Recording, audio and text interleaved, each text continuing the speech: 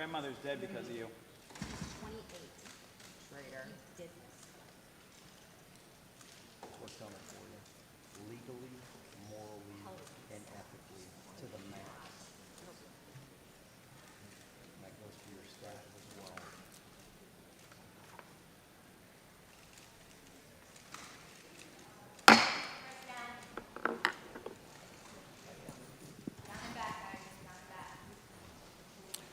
The Select Subcommittee on the Coronavirus Pandemic will come to order. I want to welcome everyone this morning. Pursuant to Committee on Oversight and Accountability Rule 7D, members of the committee may participate in today's Select Subcommittee hearing for purposes of questions.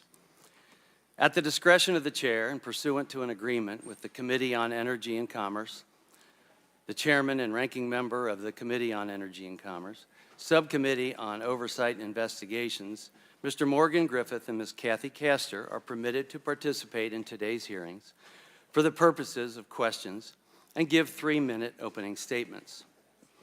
Without objection, pursuant to Clause 4A, 3A of House Resolution 5 and Clause 2J, 2C of House Rule 11, the chair may recognize staff of the Select Subcommittee for questions for equal periods of time not to exceed 30 minutes. Pursuant to Rule 7D of the Committee on Oversight and Accountability, Mr. Jordan and Mr. Moskowitz, members of the full committee, may participate in today's hearing for the purposes of questions. I would like to remind members that the issues we are debating today are important ones and members feel deeply about. While vigorous disagreement is part of the legislative process, members are reminded that we must adhere to established standards of decorum in debate. There is a reminder that it is a violation of House rules and the rules of this committee to engage in personalities regarding other members or to question the motives of a colleague. Remarks of that type are not permitted by the rules and are not in keeping with the best traditions of our committee. The chair will enforce these rules of decorum at all times and urges all members to be mindful of their remarks. Finally, without objection, the chair may declare a recess at any time. I now recognize myself for the purpose of making an opening statement. Good morning and welcome, Dr. Fauci. First, I want to thank you for your decades of public service. You served your country through multiple epidemics, pandemics, and health crises. I do want to say I'm sorry about the threats that you have received. As someone who's been shot at and received threats as well, my heart goes out to you. This should never happen in America. Regardless of any disagreements we may have, you chose to serve, and I want to extend our appreciation and gratitude. I want to thank you publicly for working with our Doctors Caucus during Operation Warp Speed and the time you spent with us and Dr. Collins. I also want to thank you for your willing cooperation with the Select Subcommittee. You have voluntarily sat for more than 14 hours of testimony and are appearing voluntarily today. This is more than we can say about other witnesses we have called, and we appreciate it. Dr. Fauci, we're here to investigate the COVID-19 pandemic and to explore lessons learned, positive or negative, and to better prepare for future pandemics. Simply put, America cannot move forward, though, without looking back. We must know what went right and what went wrong in order to best ingrain proficiencies and remedy deficiencies. In 15 months, the Select Subcommittee has sent more than 115 investigative letters, conducted 30 transcribed interviews, resulted in hundreds of hours of testimony, held, including today, 27 hearings or briefings, and reviewed more than 1.5 million pages of documents. We aren't here to throw the baby out with the bathwater. That's not the intent. We are following the facts, holding wrongdoers accountable, and planning for a better, more prepared future. Beginning early in 2020, you became the figurehead of public health. There were drinks named after you, you got bobbleheads made in your likeness, you were on the cover of Vogue, threw out the first pitch at a Washington Nationals game. Almost overnight, You became a celebrity and a household name, in addition to being a public health official. Americans from coast to coast and beyond listened to your words, and this is where I think we could have done better. And this goes to both sides of the aisle. We should have been more precise. We should have used words and phrases that are accurate and not misleading. And we should have been honest, especially about what we didn't know. Dr. Fauci, I'm not a virologist, but I am a physician, and like most physicians, we are constantly learning, which is why we do continuing medical education, and we always seek new information. We learn new things based on new data, and we want to give our patients the best possible care based on new findings and improvements in science. At a time when you were prompting the proximal origin paper, whose focus was to, quote, disprove the lab leak theory, end quote, I was in lockdown, researching with another physician in Ohio to try and understand the pathology, the affected physiology, and what treatments worked, and even how to diagnose COVID before we had specific COVID tests. My friend even made a phone call to an infectious disease doctor in China looking for help. As well, during that time, we discovered the Barrick-Shih 2015 article on creating a chimera using gain-of-function type technology. While policy decisions should have been based on scientific data, some frankly were not. The burdensome 6-foot social distancing rule did not have sufficient scientific report. In your words, it just sort of appeared. Distancing made sense, but the 6 feet was arbitrary. Even Dr. Collins said he still hasn't seen any empirical evidence to support the 6-foot rule. A rule that shut down schools and businesses, a rule that will have negative ramifications for decades. As the pandemic wore on, more mandates also just sort of appeared. But the American public didn't get to see the scientific data to support these mandates. Americans were aggressively bullied, shamed, and silenced for merely questioning or debating issues such as social distancing, masks, vaccines, or the origins of COVID. Many Americans were willing to comply with the 15 days to slow the spread and understood the necessity of banning travel from certain countries in an attempt to slow down the virus.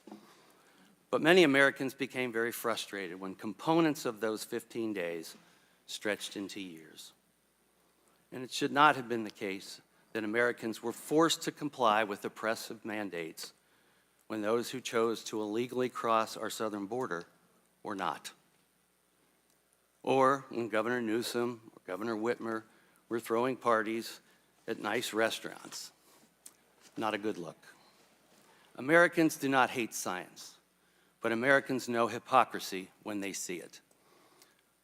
Dr. Fauci, under your leadership, the United States health agencies adopted specific policy aims as a single dogmatic truth, without the benefit of debate, out of a desire for a single narrative.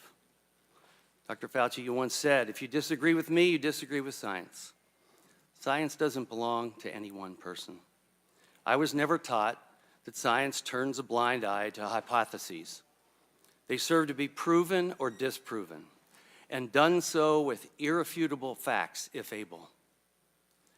It was interesting that you chose not to pursue an aggressive and transparent scientific investigation of both natural spillover and lab leak.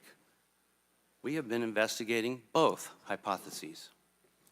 You testified before the Select Subcommittee in your transcribed interview that the lab leak theory was not a conspiracy theory. You embraced the proximal origin letter. It wasn't necessarily a full peer-reviewed research paper, but you embraced proximal origin letter and you shared it with the public from the White House lawn. You stated during your transcribed interview that you did not review published articles that considered a potential lab leak of COVID-19. This is especially concerning if the works in question were conducted at a more risky and less safe BSL-2 lab. Nevertheless, any dissent from your chosen scientific position was immediately labeled as anti-science. Anything less than complete submission to the mandates could cost you your livelihood, your ability to go into public, your child's ability to attend school. Families were thrown off planes and shamed when their 2-year-olds struggled to wear a mask. Children with disabilities lost access to therapy that they and their families depended on. Students were out of the classroom and told to attend school remotely, even when the science clearly demonstrated it was safe for them to go back in the classroom. This harmed low-income students the most. And how were single-parent households supposed to teach their own children and work at the same time? Dr. Fauci, you oversaw one of the most invasive regimes of domestic policy the U.S. has ever seen, including mask mandates, school closures, coerced vaccination, social distancing of 6 feet, and more. We've learned many lessons.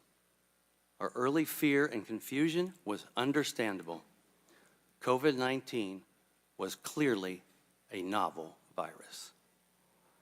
Under your leadership, NIAID allowed disgraced characters like Dr. Peter Daszak to use millions in taxpayer dollars to conduct risky gain-of-function experiments in Wuhan, China. The actions of EcoHealth and Dr. Daszak call into question the integrity of NIAID's policies and procedures as a whole, as well as your role, Dr. Fauci, as NIAID's director. You did sign off on his research grant. We need to know why Dr. David Morens, your direct report for more than 2 decades, assisted Dr. Daszak in avoiding oversight and scrutiny and said that you were involved. Your senior advisor and seemingly your chief of staff repeatedly attempted to evade transparency laws to shield information from public scrutiny. We have senior officials from your office in their own writing discussing breaking federal law, deleting official records, and sharing private government information with grant recipients. The office you directed and those serving under your leadership chose to flout the law and bragged about it. Why did you allow your office to be unaccountable to the American people? You were the highest paid person in the government. This makes you more accountable to the people, not less. Dr. Fauci, whether intentional or not, you became so powerful that any disagreements the public had with you were forbidden and censored on social and most legacy media time and time again. This is why so many Americans became so angry, because this was fundamentally un-American. If I make a mistake, I answer to the people of Ohio who elected me and to my own conscience. When you and your agency made mistakes, Dr. Fauci, what happened? We all need to be held accountable. Sometimes it's as simple as saying, we were wrong. You took the position that you presented the science. Your words came across to so many people as final and as infallible in matters pertaining to the pandemic. But such rigid demands of an ideologically diverse people, like Americans, shattered public trust in American health institutions. Because I said so has never been good enough for Americans, and it never will be. It's built into the American spirit. We have a thirst for information, a drive for advancement. Americans were first in flight. We landed on the moon. We've cured diseases. You've been part of that. And we made innumerable discoveries and explorations that forever changed humanity. Americans do not want to be indoctrinated. They want to be educated. And they prefer to make their health decisions in conjunction with the doctor that they know and trust. To be successful, our federal public health institutions must be accountable to the people again. To be successful, our health organizations must do what they are supposed to do: protect Americans. I look forward to a robust and on-topic discussion. I thank you. I would now like to recognize Ranking Member Ruiz for the purpose of making an opening statement. Thank you, Mr. Chairman. Hello, Dr. Fauci, and thank you for being here. When I was named ranking member of the Select Subcommittee last February, I made a commitment to follow the facts and objectively analyzing the origins of the COVID-19 pandemic. I made a promise to keep an open mind about how the pandemic started because understanding whether the novel coronavirus emerged from a lab or from nature is essential to better preventing and preparing for future public health threats and to better protecting the American people. And as the origins of the novel coronavirus still remain inconclusive, I stand by these commitments to this day. But nearly a year and a half into House Republicans' extreme and chaotic majority, I believe we need to take stock of what the Select Subcommittee has accomplished and whether it has meaningfully improved our preparedness for the next public health threat in our nation. Under the guise of investigating the pandemic's origins, House Republicans have abdicated their responsibility to objectively examine how COVID-19 came to be and instead weaponize concern about a lab-related origin to fuel sentiment against our nation's scientists and public health officials for partisan gain. They have done so with one particular public health official in mind, Dr. Anthony Fauci. And they have done so in an effort to deflect blame and anguish for the damage the pandemic inflicted on our society away from the former president, whose stumbling pandemic response, by some estimates, led to 400,000 unnecessary COVID-19 deaths, and on to Dr. Fauci, who worked tirelessly to stem the crisis. Over the past 15 months, the Select Subcommittee has pored over more than 425,000 pages of documents provided to us by government agencies, universities, and private citizens. We have conducted more than 100 hours of closed-door interviews with 20 current and former federal officials and scientists. And what we have found is the following. Dr. Fauci did not fund research through the EcoHealth Alliance grant that caused the COVID-19 pandemic. Dr. Fauci did not lie about gain-of-function research in Wuhan, China. And Dr. Fauci did not orchestrate a campaign to suppress the lab leak theory. After 15 months, the Select Subcommittee still does not possess a shred of evidence to substantiate these extreme allegations that Republicans have levied against Dr. Fauci for nearly 4 years. Now I want to make something very clear. In the past month, the Select Subcommittee has held hearings where we have examined various serious issues of misconduct. In following the facts, Select Subcommittee Democrats uncovered troubling misconduct by Dr. Peter Daszak and EcoHealth Alliance, including potential efforts to mislead the federal government about the nature of its work through the evasion of reporting and transparency requirements. And less than 2 weeks ago, we heard from Dr. David Morin's about his flagrant violation of the Freedom of Information Act's transparency requirements and the potential destruction of federal records. Both Dr. Daszak and Dr. Morin's deserve to be held accountable for betraying the public's trust. To hold them accountable is not anti-science. It is the defense of our federal scientific and research institutions' decades-long legacy of advancing the scientific enterprise to safeguard human health. But baselessly suggesting without evidence that these discrete instances of misconduct are equivalent to our nation's scientists and public health officials causing the COVID-19 pandemic, which has killed more than 1 million Americans and inflicted an immeasurable toll on our society, is also a betrayal of the public's trust, which each of us are stewards of as elected members of this body. Today's hearing comes at a pivotal moment for our nation's public health.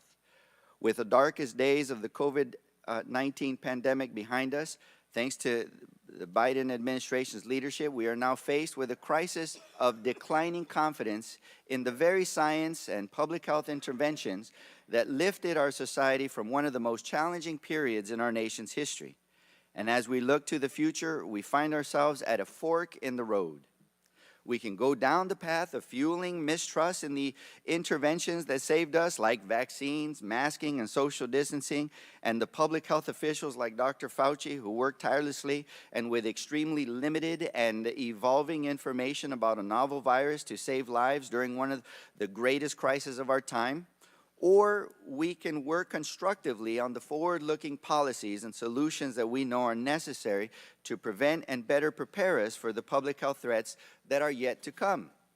Since my first day as ranking member, I set out to take the latter path, the path of putting people over politics and prioritizing solutions to better prepare us for the next pandemic.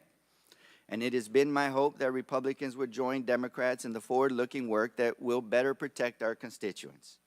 Strengthening oversight of potentially risky research domestically and abroad is an essential part of this conversation, and so is closing pathways for zoonotic transfers of viruses in nature and investing in our public health infrastructure to ensure that when future viruses arrive, we are ready.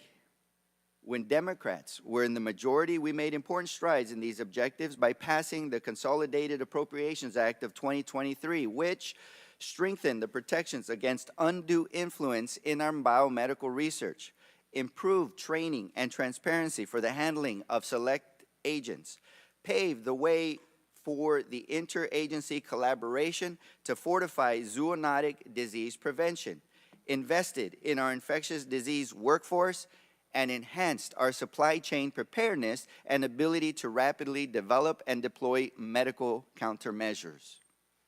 And ahead of today's hearing, more than 90 health and medical organizations, including the American Public Health Association, the American College of Physicians, the American Academy of Family Physicians, the Infectious Disease Society of America, the Association of State and Territorial Health Officials, and the National Association of County and City Health Officials wrote to the Select Subcommittee urging us to, quote, stand against efforts to weaken the ability of the nation's public health agencies to protect the nation's health, and to take additional action to fortify our nation's public health workforce and infrastructure. I seek unanimous consent to enter this letter into the hearing record. Without objection. As we sit here today, I have not lost hope that in the remaining months of the Select Subcommittee, we can work together to build on this legacy and make objectively examining the origins of the novel coronavirus a part of this forward-looking work. I stand by my commitments I mentioned earlier to take a serious, balanced look at all possibilities for the origins of COVID-19 pandemic. And I stand ready to work with every member of this Select Subcommittee on this critically important mission so that we can save future lives. And I believe I still have some time left. So at that, I'd like to recognize Mr. Raskin with the remaining time. Thank you, Dr. Ruiz. Public health is a matter of urgent and comprehensive public concern. Under Donald Trump, when the COVID-19 pandemic began and spun out of control, we came close to becoming a failed state, which the political scientists define as a state that cannot deliver the basic goods of existence to its people. According to Dr. Deborah Birx, Donald Trump's own COVID-19 advisor, America unnecessarily lost hundreds of thousands of people because of the recklessness and indifference of Donald Trump and his administration. Now the people who brought you the political big lie, claiming absurdly that Trump won the 2020 election, which he lost by more than 7 million votes, now bring you the medical big lie, making the outlandish claim that Dr. Fauci was responsible for causing COVID-19. Using the Select Subcommittee as a platform for this disinformation, House Republicans now find themselves in the familiar position where their own investigation debunks their runaway political rhetoric. Just like the broader committee's impeachment drive proved only that there were no presidential crimes, much less high crimes and misdemeanors attributable to Joe Biden, the investigation of Dr. Fauci shows he is an honorable public servant who has devoted his entire career to the public health and the public interest, and he is not a comic book supervillain. He did not fund research to create the COVID-19 pandemic. He did not lie to Congress about gain-of-function research in Wuhan. And he did not organize a lab leak suppression campaign Today, Dr. Fauci's testimony, along with the thousands of pages of documents and dozens of closed-door testimony provided to House Republicans as part of the COVID origins investigation, will dispel these hysterical claims and reveal that the people bowing down to a twice-impeached convicted felon who told Americans to inject themselves with bleach now want you to believe not only a big political lie, but a big medical lie, too. I hope that this committee will be able to correct all of the propaganda and disinformation today, and we will be able to actually return to what the good ranking member has said, which is an authentic investigation of the origins of the pandemic. And I will yield back to the gentleman. And I yield back. I now recognize Mr. Griffith for a 3-minute statement. Good morning. I want to again thank the leadership of this committee for including the Energy and Commerce Committee in this hearing. Dr. Fauci, the recent revelations that Dr. Morenz, a senior advisor, and your Chief of Staff, Greg Folkers, routinely evaded federal records laws, including the Freedom of Information Act, or FOIA, and those were a shock. That was a shock. I've been doing oversight now for over 14 years, or right at 14 years, and the scale of the effort to evade FOIA by some at the National Institute of Allergy and Infectious Diseases, or NIAID, has surprised even me. These men were among your most senior and trusted staff at an agency you led for nearly 40 years. They worked for you for decades. Your calendars show that you met with them multiple times a week during the pandemic. You co-authored dozens of papers with Dr. Morenz. He directly implicates you. Even the head of the NIAID FOIA office was apparently in on some of this conspiracy. And I know my colleagues on the other side love to say we're always talking conspiracy, but when the facts lead you there, whether you knew about it or not, when the facts lead you that your agency was involved in some form of a conspiracy related to COVID origins, we have to follow those facts. It is hard to believe that all of this occurred without your knowledge and or approval. In civil law, when one party has destroyed or refuses to produce evidence that's within its possession, a jury is allowed to draw an adverse inference that the information destroyed or not produced was unfavorable. Therefore, until we get a full accounting of all of the communications among NIAID's leadership, it's reasonable for us to assume that missing information would mirror the private doubts expressed by so many virologists and other scientists related to your public positions. While telling the public, the media, and Congress that COVID-19 almost certainly emerged from nature, experts you convened as a team privately worried that a research-related incident was a possible, if not the probable, origin of the virus. Dr. Christian Anderson even said in February of 2020, quote, "I think the main thing still in my mind is that the lab escape version of this is so friggin' likely to have happened because they were already doing this type of work and molecular data is fully consistent with that scenario." Further, while you and other NIAID officials were assuring us that the virus could not have come from the Wuhan Institute of Virology, NIAID didn't actually have an idea as to what the full scope of Wuhan's coronavirus research was, or even the trajectory of its gain-of-function research. Now, that may be because EcoHealth wasn't giving you the reports. I grant that. But this joint investigation has shown just how little oversight NIAID does of risky experiments involving potential pandemic pathogens. NIAID set up a system designed to greenlight potentially risky experiments while avoiding HHS department-level review. The same program officers who act as advocates for their scientific area are responsible for assessing whether an experiment is too dangerous. That creates a conflict of interest. I think that means that when an agency is taking the final approval, we ought to take that final approval away from the agencies like NIAID that fund it. Thank you, Mr. Chairman. I yield back. I now recognize Ms. Castor for a 3-minute statement, and I will oblige you an extra 30 seconds as well. Well, thank you, Dr. Fauci, for your appearance today and for your decades of service to our country.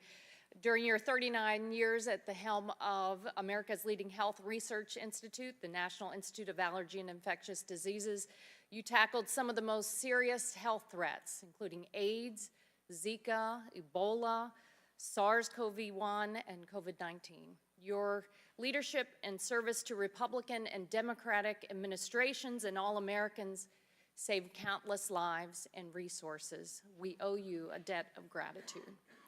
While the evidence to date points to COVID-19 having originated from an animal market in China, the Chinese Communist Party has blocked access to important information that could help confirm the origin of the virus.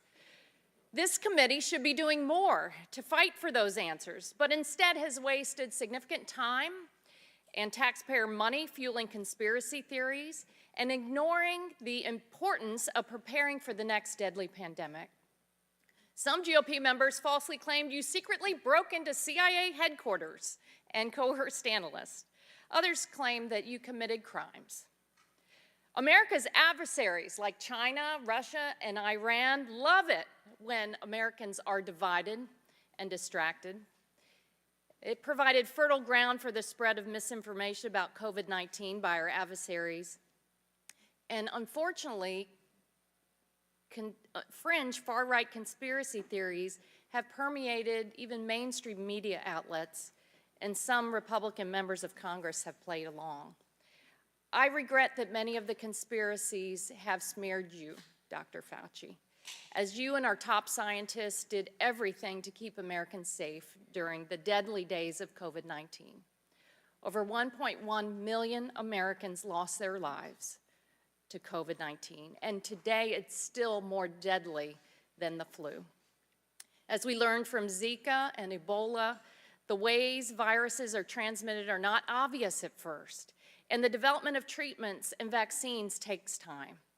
What you and your team did to speed the development of the safe and effective COVID-19 vaccine was remarkable. That fast timeline was only possible due to years of federal investment in the National Institute of Health and support for medical research in the United States.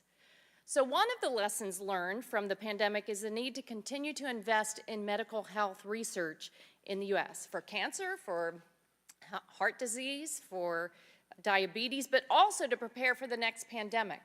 We must learn from the past so that we can keep Americans safe. That's why Democrats have worked hard to update America's pandemic preparedness law, the Pandemic and All Hazards Preparedness Act, to shore up public health and make us more prepared to tackle the next pandemic threat. It's not too late for Republicans to join us and turn the least productive Congress in modern history into one where we are all focused on solutions for the American people to make our country safer and stronger. Democrats were able to prevent harmful rollbacks in medical research last year, and I urge my GOP colleagues to join us and move away from threatening and undermining American medical research at every turn. Public health threats are constantly emerging. In the past month alone, we have been tracking new strains and variants of H5N1, Mpox, and SARS-CoV-2. Dr. Fauci, I'm sorry for the personal attacks you have received and may have to deal with today.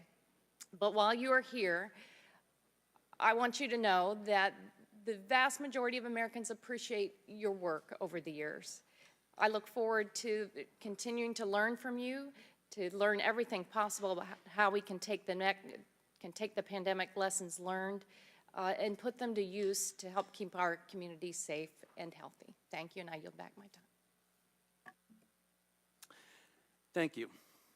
Our witness today is Dr. Anthony Fauci. Dr. Fauci was the director of the National Institute of Allergy and Infectious Diseases from 1984 to 2022 and chief medical advisor to President Joe Biden from 2021 to 2022. Pursuant to Committee on Oversight and Accountability Rule 9G, the witness will please stand and raise his right hand.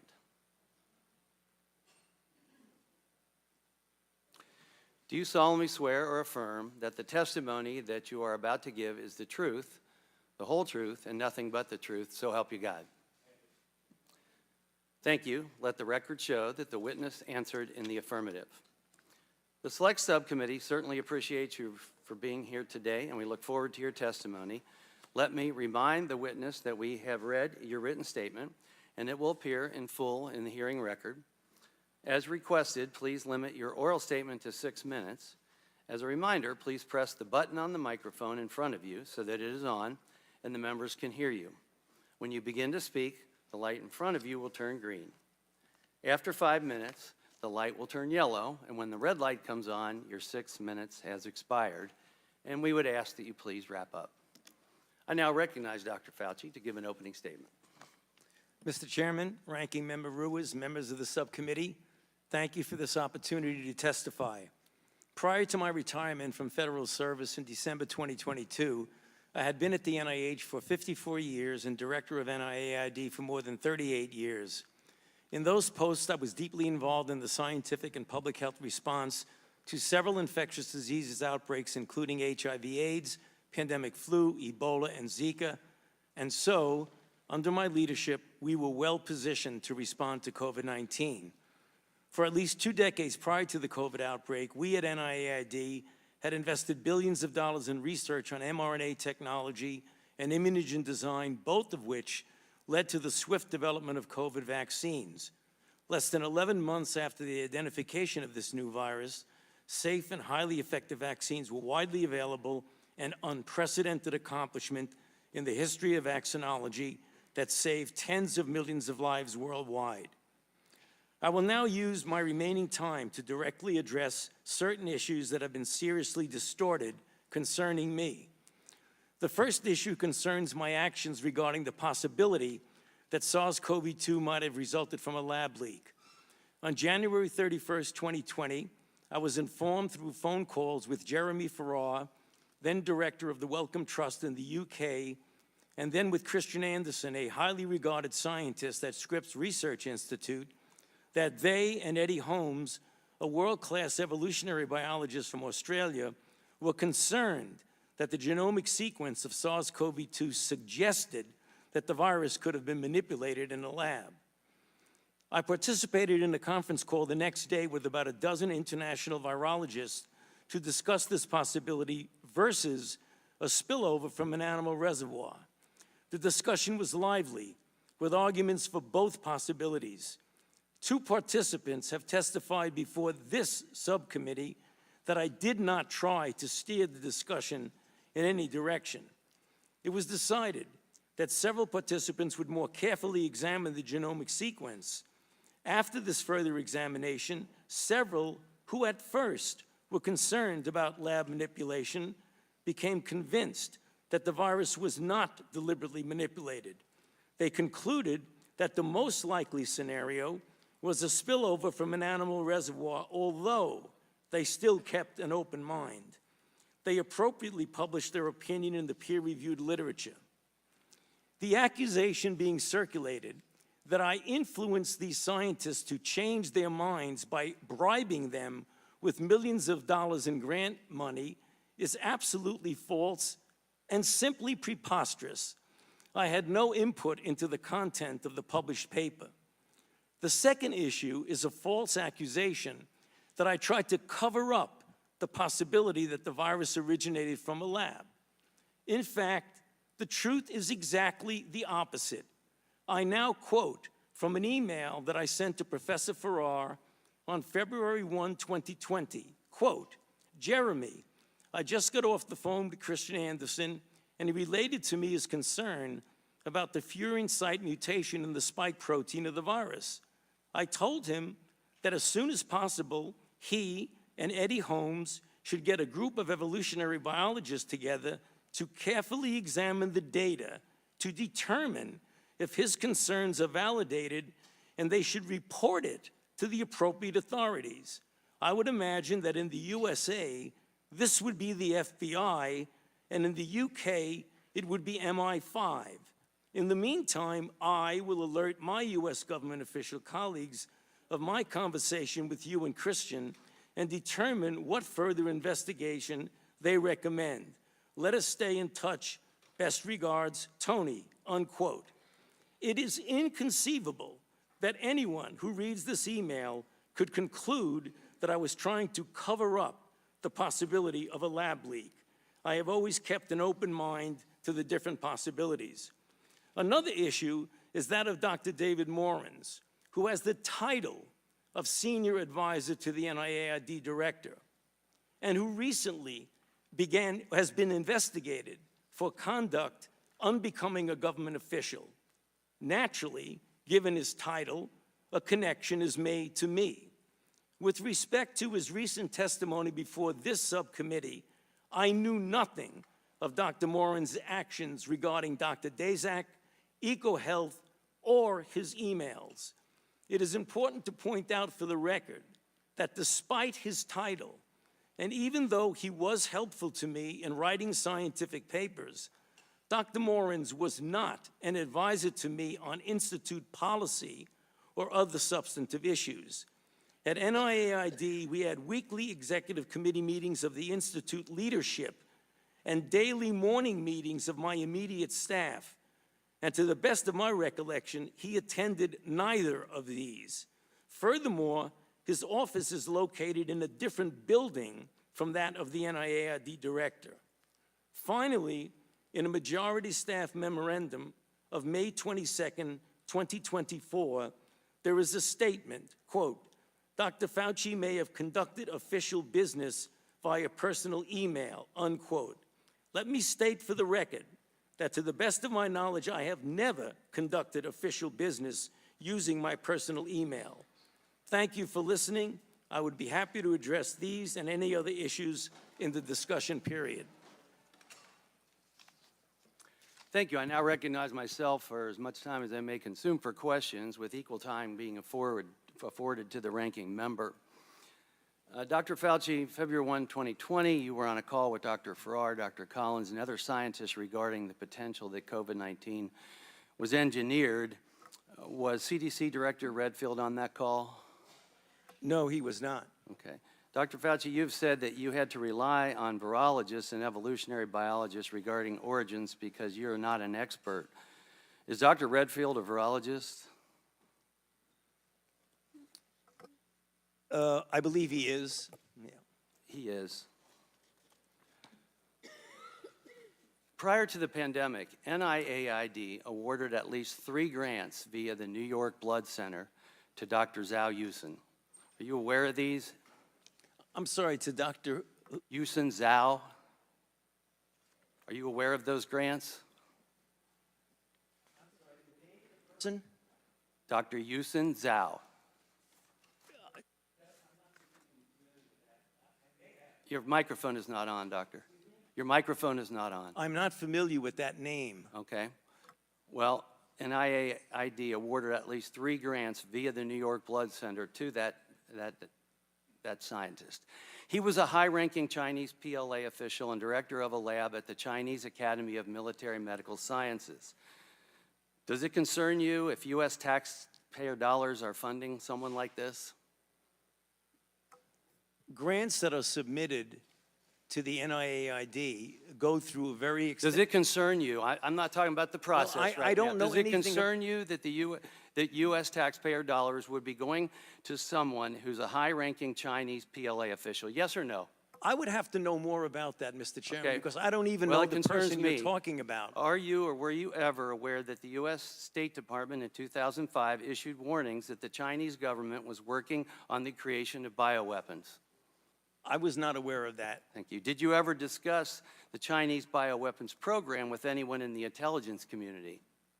I've never discussed the Chinese bioweapons program, to my knowledge, with anybody. Before, during, or after the COVID-19 pandemic, did you speak to the FBI, CIA, DIA, or any U.S. intelligence agency concerning viral research of any kind? What time frame are you talking about, sir? I said before, during, or after the COVID-19 pandemic. Did you speak to the FBI, CIA, DIA, or any U.S. intelligence agency concerning viral research of any kind? I can't give you the specifics of it, but back in the time of the anthrax attacks, we certainly had a number of briefings by agencies that were intelligence agencies. I don't remember who they were. It could have been any of the above that you mentioned, about the possibility that there were bioweapons that had fallen into the hands of bad actors, i.e. terrorists, that might have been used potentially as a bioterror attack. That was at a time when we had thought yes. that the anthrax So I attacks. appreciate that. I appreciate your expertise in that. Well, that's the answer. But did you at any time talk concerning viral research of any kind? Again, I say that at the time that there was concern about the fact that Al-Qaeda may have been using or potentially using bioweapons, we had discussions with intelligence agencies about that possibility. But not as related to, say, COVID-19. Not to my knowledge about COVID. Now, but let me just make sure we get the facts. After the investigations began about COVID, I was briefed by intelligence agencies about possibilities of there being activities going on in different laboratories. I was briefed by intelligence agencies. Thank you. Science is always open to debate, and it's a benefit. The science supported restricting travel from certain countries at the beginning of the pandemic. And after these orders went into effect, the president was called racist and xenophobic. Dr. Fauci, you said in your transcribed interview that you supported those orders. Dr. Fauci, were those orders racist and xenophobic? No, they were not. Thank you. The vaccine saved millions of lives, and I want to thank you for your support and engagement on that. However, despite statements to the contrary, it did not stop transmission of the virus. Did the COVID vaccine stop transmission of the virus?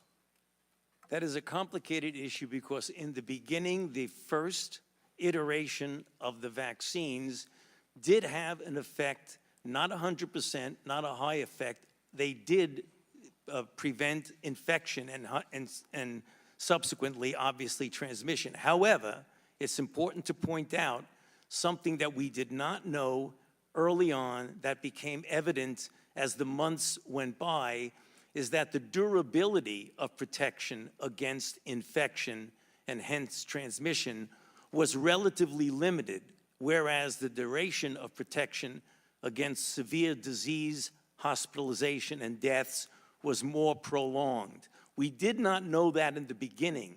In the beginning, it was felt that, in fact, it did prevent infection and thus transmission, but that was proven as time went by to not be a durable effect. Yeah, it definitely had a positive effect for many people, especially those that were vulnerable. But we knew from the trials that people that got vaccinated still were subject to getting COVID. So was the COVID vaccine 100% effective? I don't believe any vaccine is 100% effective. I now recognize the ranking member, Dr. Reeves from California, for 5 minutes of questions. Thank you. Over the past year and a half, my colleagues on the other side of the aisle have relentlessly vilified Dr. Fauci under the guise of investigating the origins of the COVID-19 pandemic. But after reviewing nearly 500,000 pages of documents, conducting 20 closed-door interviews, and receiving testimony from nearly a dozen witnesses brought before this select subcommittee for public hearings, they have come up empty-handed for evidence of their extreme allegations that Dr. Fauci lied about gain-of-function research at the Wuhan Institute of Virology and caused the COVID-19 pandemic. So I'd like to address both of the Republican claims in turn. Throughout the majority's investigation, the Select Subcommittee has heard 3 definitions for gain-of-function research. Of the 3, Republicans have relied heavily on an overly broad definition that has no regulatory significance. Let me repeat that. No regulatory significance. In fact, their definition is so broad that it would include the manufacture of flu vaccines as gain of function. Because it is so broad, the National Institute of Health does not use that definition when assessing whether proposed research is or is not, quote unquote, gain of function research. For those assessments, NIH has instead appropriately used the definitions provided in regulations. And to be clear, the Select Subcommittee has been reminded by witnesses after witness that NIH at all times referred to regulations for the definition of gain-of-function research, and not to a nebulous, expansive definition with no legal bearing that is so broad it could apply to, again, the manufacturing of flu vaccines. Dr. Fauci, according to the regulatory definitions, for example, in P3CO, that NIH applied to proposed research, did NIH ever fund gain-of-function research in Wuhan, China? As you said, Congressman Ruiz, according to the regulatory and operative definition of P3CO, the NIH did not fund gain-of-function research at the Wuhan Institute of Virology. Thank you. And despite my Republican colleagues' effort to fit a square peg into a round hole, it seems to me that you've been consistent on this issue from the beginning of the pandemic. And they know this, but they still use the terms gain of function loosely. And with respect to NIAID staff's assessments of whether proposed research was or was not gain of function research, were you personally involved in those assessments, or were those assessments made several levels removed from you and by subject matter experts? Those assessments were done by highly qualified and experienced program people several levels below me. Thank you. And your public statements that NIH did not fund gain-of-function research in Wuhan reflected the assessments made by NIAID subject matter experts applying a definition found in the regulation known as the P3CO framework. Is that correct? That is correct. Thank you, and thank you for clarifying that. In fact, all of that is abundantly clear in your 2021 Senate testimony on this matter. When asked by the Senate about gain-of-function research, you testified, quote, "That is why we have committees. We have a P3CO committee."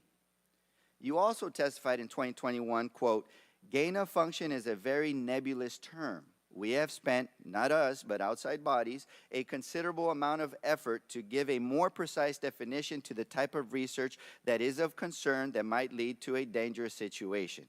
You are aware of that. That is called P3CO. That was back in 2021. At the time of your May 2021 testimony, P3CO had been the operative definition of gain-of-function research for several years, correct? That is correct. So I will note that at your transcribed interview in January, the majority conceded that NIH did not fund research in Wuhan that met the criteria of P3CO. I encourage the audience to read the transcript of that interview so you can evaluate the merit of the majority's claims for yourselves. So now, if we could quickly turn to the irresponsible and false accusation that you created SARS-CoV-2, the virus responsible for the COVID-19 pandemic. So this accusation centers on a grant NIAID awarded to EcoHealth Alliance with a subaward to the Wuhan Institute of Virology. And we have been entertained earlier about the suggestion that this funding could have possibly gone to a bioweapons research capacity as well. So I want to be clear, no evidence provided to the Select Subcommittee demonstrates that the work performed under NIH funding, including at the Wuhan Institute of Virology, led to the creation of SARS-CoV-2. The majority has failed to demonstrate or even credibly suggest that any of the viruses studied under the grant could even possibly have been the progenitor virus. Dr. Fauci, could you briefly explain why none of the viruses studied under the EcoHealth Alliance grant could have been the progenitor virus of the SARS-CoV-2? When you're talking about the evolution of a virus from one to another, the viruses that were studied under the subaward to the Wuhan Institute that have been reported in progress reports in the literature and published papers, those viruses were phylogenetically so far removed from SARS-CoV-2 that it is molecularly impossible for those viruses to have evolved or being made into SARS-CoV-2. It's just a virological fact. They were so far removed that it could not possibly be a progenitor of SARS-CoV-2. So I want to be very clear on this point that the funding and the research conducted by EcoHealth did not produce SARS-CoV-2. That doesn't negate that another lab could have been doing research and it could have leaked from a lab. It still is a possibility, but it was not directly, or it was not funded by NIAID or NIH. And just for the record, this information was provided by NIH to then Oversight Ranking Member James Comer nearly 3 years ago in October 2021. So despite the clear evidence that Dr. Fauci and his agency did not fund gain-of-function research under the P3CO regulatory definition, and that the virus is studied under the federally funded grant EcoHealth Alliance grant could not have been the progenitor virus for SARS-CoV-2, Republicans have levied these unsubstantiated allegations knowing very well that they are not true. And they have done so to push their extreme partisan narrative that Dr. Fauci and our nation's public health officials caused the COVID-19 pandemic. Yep. Now recognize the chairman of the full committee, Mr. Comer from Kentucky, for 5 minutes of question. Thank you. Dr. Fauci, in your opening statement, you attempt to distance yourself from your previous senior advisor, Dr. Moran's. You say that Dr. Moran's title was just made up, that he was not an advisor to you, and that his office was in a different building. So, Dr. Fauci, did Dr. Moran's report directly to you? Actually, I'm not sure exactly what the on-paper report is. He is senior advisor to the director, but it is conceivable we can get that information. He might have reported through someone lower, like my deputy. So your senior advisor did not report directly to you? There are very few people who report directly to me. Okay, Dr. Moran's testified that he could walk into your office anytime he wanted to. Is that true? No, that's not true. You don't just walk into the office. I mean, he's there. I mean, it's conceivable that he Did could. he ever walk into your office? I would say he did occasionally, but the idea, can I finish the answer to you, sir? No, because I've got a lot of questions. Okay. Dr. Fauci, did you ever delete an official record? No. Dr. Fauci, did you ever conduct official business via email? To the best of my recollection and knowledge, I have never conducted official business via my private email. So there's a troubling pattern of behavior from your inner circle, not just Dr. Moran's, but also your chief of staff, Mr. Folkers. Do you agree that it violates NIAID policy to use personal email for official purposes? The Dr. Moran's issue that was discussed by this committee violates NIH policy, yes. But does using official email, using a personal email for official business, does that violate policy? Using a personal email for official business violates NIH policy. Does it violate NIAID policy to delete records to intentionally avoid FOIA? Yes, Okay, on April 28, 2020, Dr. Moran's edited an EcoHealth press release regarding the grant termination.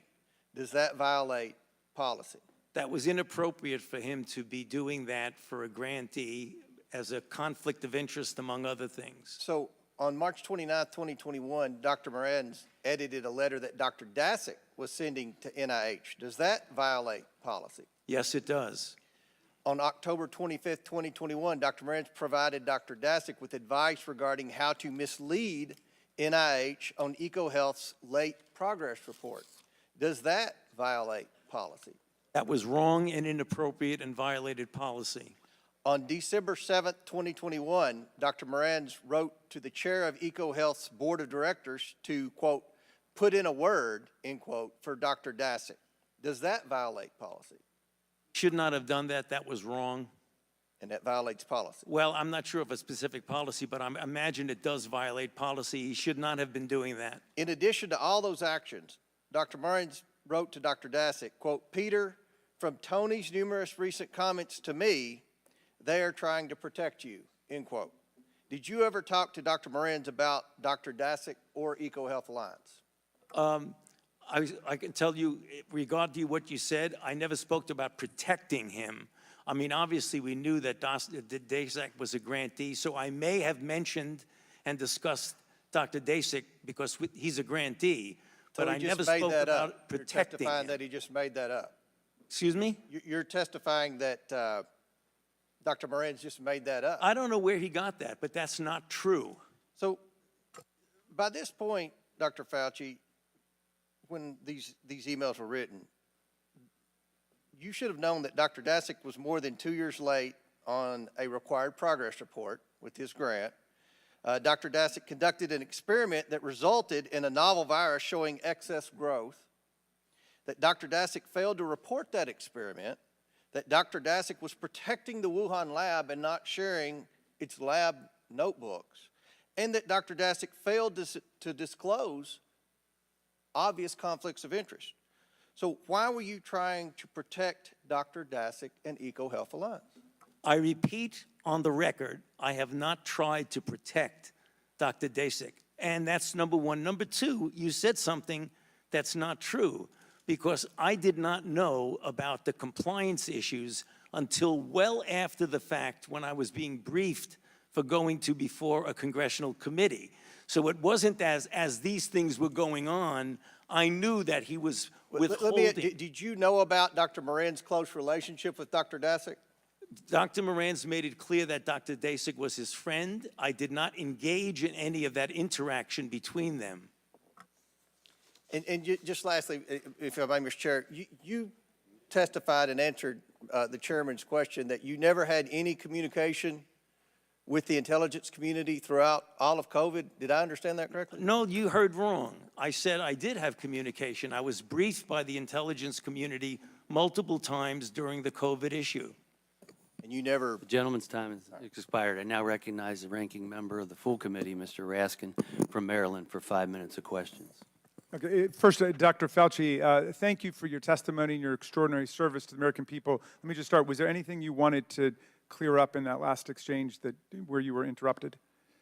No, I think I made it clear. I mean, they were talking about my knowing about a lack of compliance. That became clear, Congressman Raskin, well after the fact. It isn't as if they were not complying and I was not monitoring their non-compliance. I didn't know about it until it was a done deal. Gotcha. You've been a scientist and a scientific administrator for 54 years. Is that right? More than a half century?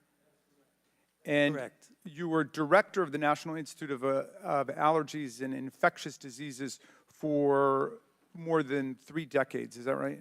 38 plus years. 38 years, okay. And I assume that you've never been accused of trying to start a disease before. Is that right? That is correct. You have devoted your life to fighting infectious diseases for the American people. Is that right? That is correct. I want to go back to this email that you cited in your opening, because I think it goes right to the heart of this campaign of character assassination against you. The claim was essentially that you tried to cover up the possibility of there having been a laboratory leak, which of course is perfectly possible, and if this committee were doing its job, we could actually be working to advance the investigation of that. But they would rather assert that you tried to cover up this possibility. Here's the email that you sent on February 1st at 12:38 a.m. To Christian Anderson, with a copy to Christian Anderson, but you sent it to Professor Jeremy Farrar. Jeremy, I just got off the phone with Christian Anderson, and he related to me his concern about the furin site mutation in the spike protein of the currently circulating 2019 nCoV. I told him that as soon as possible, he and Eddie Holmes should get a group of evolutionary biologists together to carefully examine the data to determine if his concerns are validated. He should do this very quickly. And if everyone agrees with this concern, they should report it to the appropriate authorities. I would imagine that in the USA, this would be the FBI. And in the UK, it would be MI5. It would be important to quickly get confirmation of the cause of his concern by experts in the field of coronaviruses and evolutionary biology. In the meantime, I will alert my U.S. government official colleagues of my conversation with you and Christian and determine what further investigation they recommend. Let us stay in touch. Best regards, Tony. Was this the email where you were putatively trying to cover up the possibility of a lab leak? Yes, Congressman Raskin, and that's the reason why I mentioned in my opening statement that is it inconceivable that anyone could get out of that I was covering anything up. Would you have any reason to cover up any new scientific evidence relating to the origins of the COVID-19 virus? Absolutely not, and that's the reason why it was important to get people together to discuss this in a transparent way.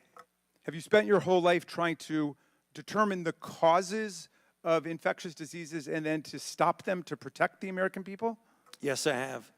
Well, Dr. Fauci, I want to join my colleague from Florida in apologizing to you that some of our colleagues in the United States House of Representatives seem to want to drag your name through the mud. They're treating you, Dr. Fauci, like a convicted felon. Actually, you probably wish they were treating you like a convicted felon. They treat convicted felons with love and admiration. Some of them blindly worship convicted felons. Is there anything else you would like to say to the American people about your service to America during the course of the COVID-19 pandemic? My main job during the COVID pandemic was to play a role with my team at the Vaccine Research Center to develop a safe and effective vaccine. And we did that in an unprecedented short period of time, never seen before in the annals of vaccinology.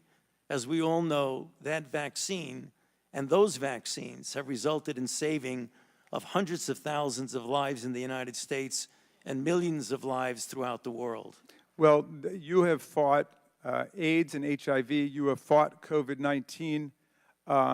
And you are fearless in doing so. Do you have any reason to be afraid of scientific evidence or data or the truth? Not at all. Thank you. I will yield back to you, Mr. Chairman. Now recognize Mr. Griffith from Virginia for 5 minutes of questions.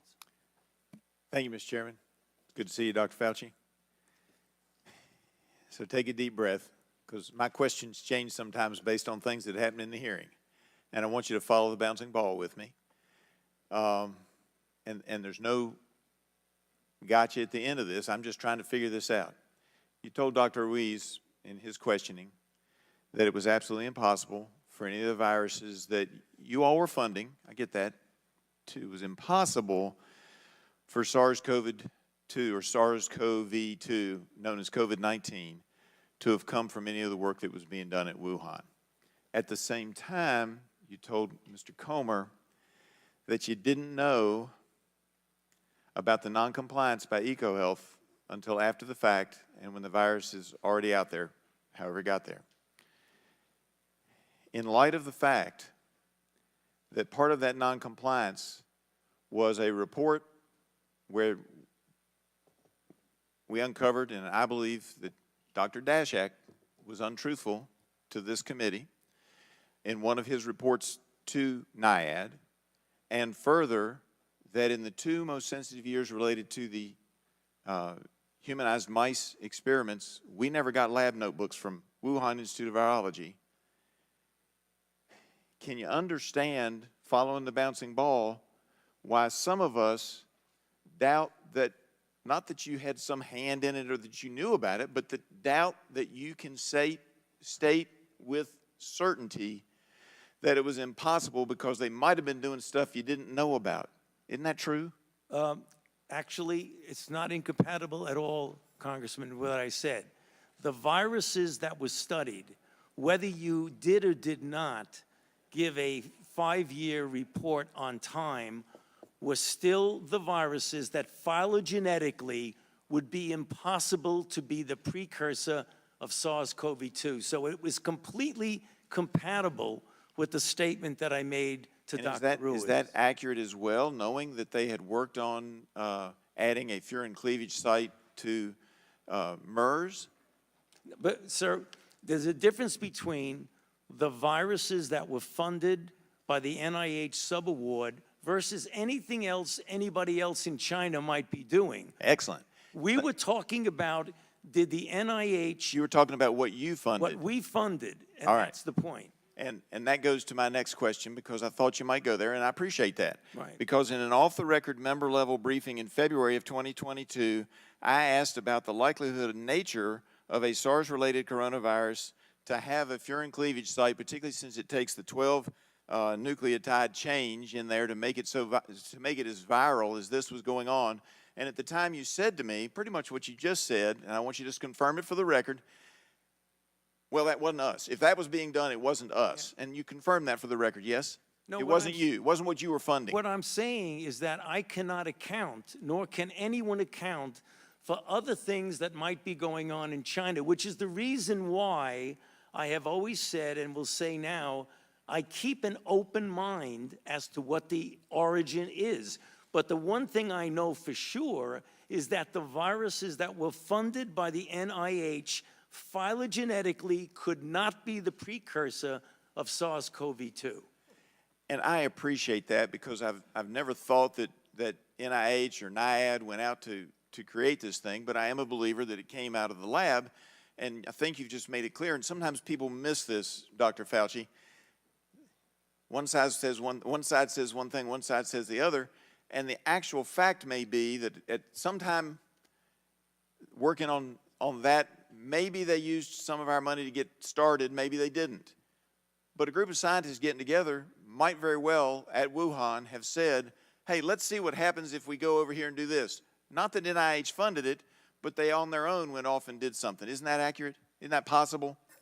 Well, I actually would want to say that one thing we should put out on the table, that you were talking about a $120,000 a year grant in a $6 billion budget.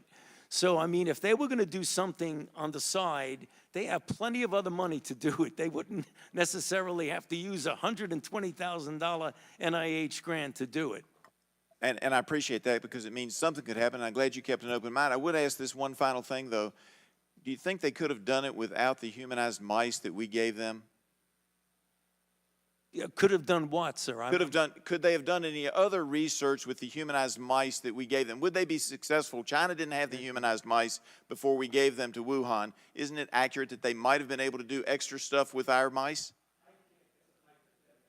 Sorry, sir. That's a hypothetical that I can't really answer what they could have. But you can't say it couldn't have happened either. I yield back. You want me to prove a negative? Now recognize Ms. Castor from Florida for 5 minutes of questions. Thank you, Mr. Chairman. You know, these special investigative committees are intended at the outset to bring light to difficult matters, and I think, unfortunately, this select committee has brought more heat than light to things. And one example is nearly 5 months ago, Dr. Fauci sat for a 14-hour voluntary interview with the subcommittee. I was there for that interview, which included exchanges on many important questions on research, safety, long COVID, vaccine development, and the importance of strong public health systems in our local communities. Also, we discussed pandemic preparedness, like stockpiling supplies for our hospitals in advance of the next pandemic. But I want the public to know that for 5 months, the Republicans sat on that transcript. They could have released it at any time. It was released last Friday. If the public had seen it 5 months ago, they would know that the Republicans failed to find a shred of evidence of their far-fetched conspiracy linking Dr. Fauci to a cover-up of the origins of the pandemic. Instead, the Republicans contorted and mischaracterized Dr. Fauci's words over Twitter to gin up conspiracies about NIH's role in the origins of the pandemic. In the lead up to this hearing, parts of that interview have again been cherry-picked and distorted in press releases and tweets. So, Dr. Fauci, I want to make sure that you have an opportunity to publicly clear anything up. Does anything come top of mind right off the bat in how they cherry-picked parts of your 14-hour transcript? I don't want to be casting stones at the distortions of what was said in that, but, you know, there are a couple of things that come to mind. You know, one I'm sure is going to come up later is the issue of the 6-foot distance, and I made the statement that it just appeared, and that got taken at like, I don't know what's going on, it just appeared. It actually came from the CDC.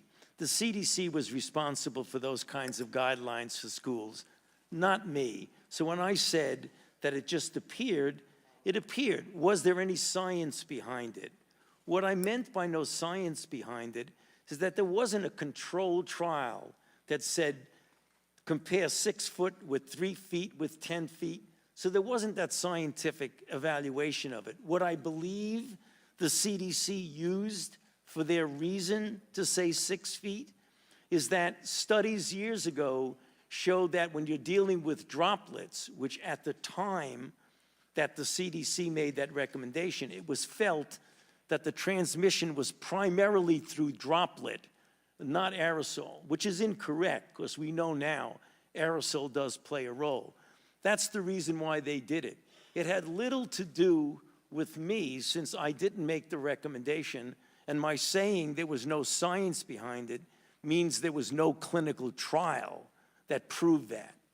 That's just one of the things that got a little distorted in the response to that. And I've learned and watched you over the years. I have to go back to the Zika outbreak where we didn't know how exactly it was being transmitted, and at one point we weren't aware that some of it was sexually transmitted. That's an example of why, with these public health threats, that you learn unfortunately as we go along. Talk a little bit about the Zika health threat and how that we didn't know what was happening in the early days. Your microphone.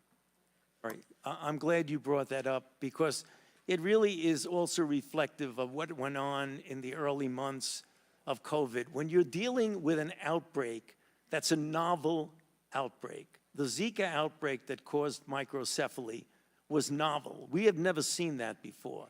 COVID was novel. We'd never seen that before. When you're dealing with a new outbreak, things change. The scientific process collects the information that will allow you at that time to make a determination, a recommendation, or a guideline. As things evolve and change and you get more information, it is important that you use the scientific process to gain that information and perhaps change the way you think of things, change your guidelines, and change your recommendation. And that really goes across the board because you're dealing with something that needs to be modified because it's a moving target. Zika was a moving target. COVID was a moving target. Well, thank you very much, and I want to thank the Democratic staff for your minority report, and if it's not already submitted for the record, I'd like to ask unanimous consent to offer into the record the Democratic staff report just completed. Republicans, Fauci flop. Select Committee's 15-month probe fails to find evidence of extreme claims linking Dr. Fauci to COVID-19's origins. And thank the staff. This is an outstanding report that folks should read. Thank you. Now recognize Ms. Maliotakis from New York for 5 minutes of questions. Thank you, Mr. Chairman. I think many of us in the committee are really disturbed by revelations to this committee that there were officials at NIH that deleted government records, they deleted personal, or they used personal information, personal emails to communicate and circumvent freedom of information laws. So I just had a couple questions about that. Dr. Fauci, did you delete any emails or records related to the Wuhan lab or the origins of the virus? No, I did not. Okay. Dr. Morins said in a May 2021 email, he indicated that he was connecting people to you in a, quote, secret back channel. Do you know what he was referring to?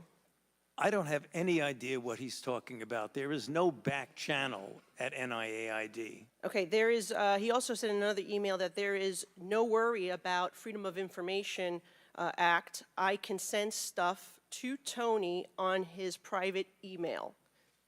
Did you communicate with anyone relating to anything regarding NIH or with Dr. Morins on a private email? I do not do government business on my private email. Okay, so have you communicated with Dr. Morins via private email, even if it was not necessarily your definition of government business? It might have been because, as I mentioned in my opening statement, one of his functions is to write chapters, medical scientific chapters with me, so it is conceivable that I communicated with him on my private email when we were writing a chapter, and that was not official What about business. Peter Daszak? No. Okay. I just want to clarify for the record, because today you testified that you did not suppress the lab leak theory, yet in the past you have said, quote, "It is a distortion of reality," unquote. You've said, quote, "I've heard these conspiracy theories, and like all conspiracy theories, they're just conspiracy theories." That's what you told the American people. And so would you like to clarify what science were you following then versus now? Yeah, no, I've also been very, very clear and said multiple times that I don't think the concept of there being a lab leak is inherently a conspiracy theory. What is conspiracy is the kind of distortions of that particular subject, like it was a lab leak and I was parachuted into the CIA like Jason Bourne and told the CIA that they should really not be talking about a lab leak. Thank you. That's the conspiracy. Appreciate that. Dr. Fauci, how much have you earned from royalties from pharmaceutical companies since the pandemic began in 2021? Zero. It says NIH scientists made $710 million in royalties from drug makers. You're saying that you did not receive any of the $710 million? On COVID, I received, I think, $122 for a monoclonal antibody that I made 27 years ago. Okay, so just in general, though, how much have you received, not related to COVID, just in general, how much have you received in royalties between 2021 and 2023?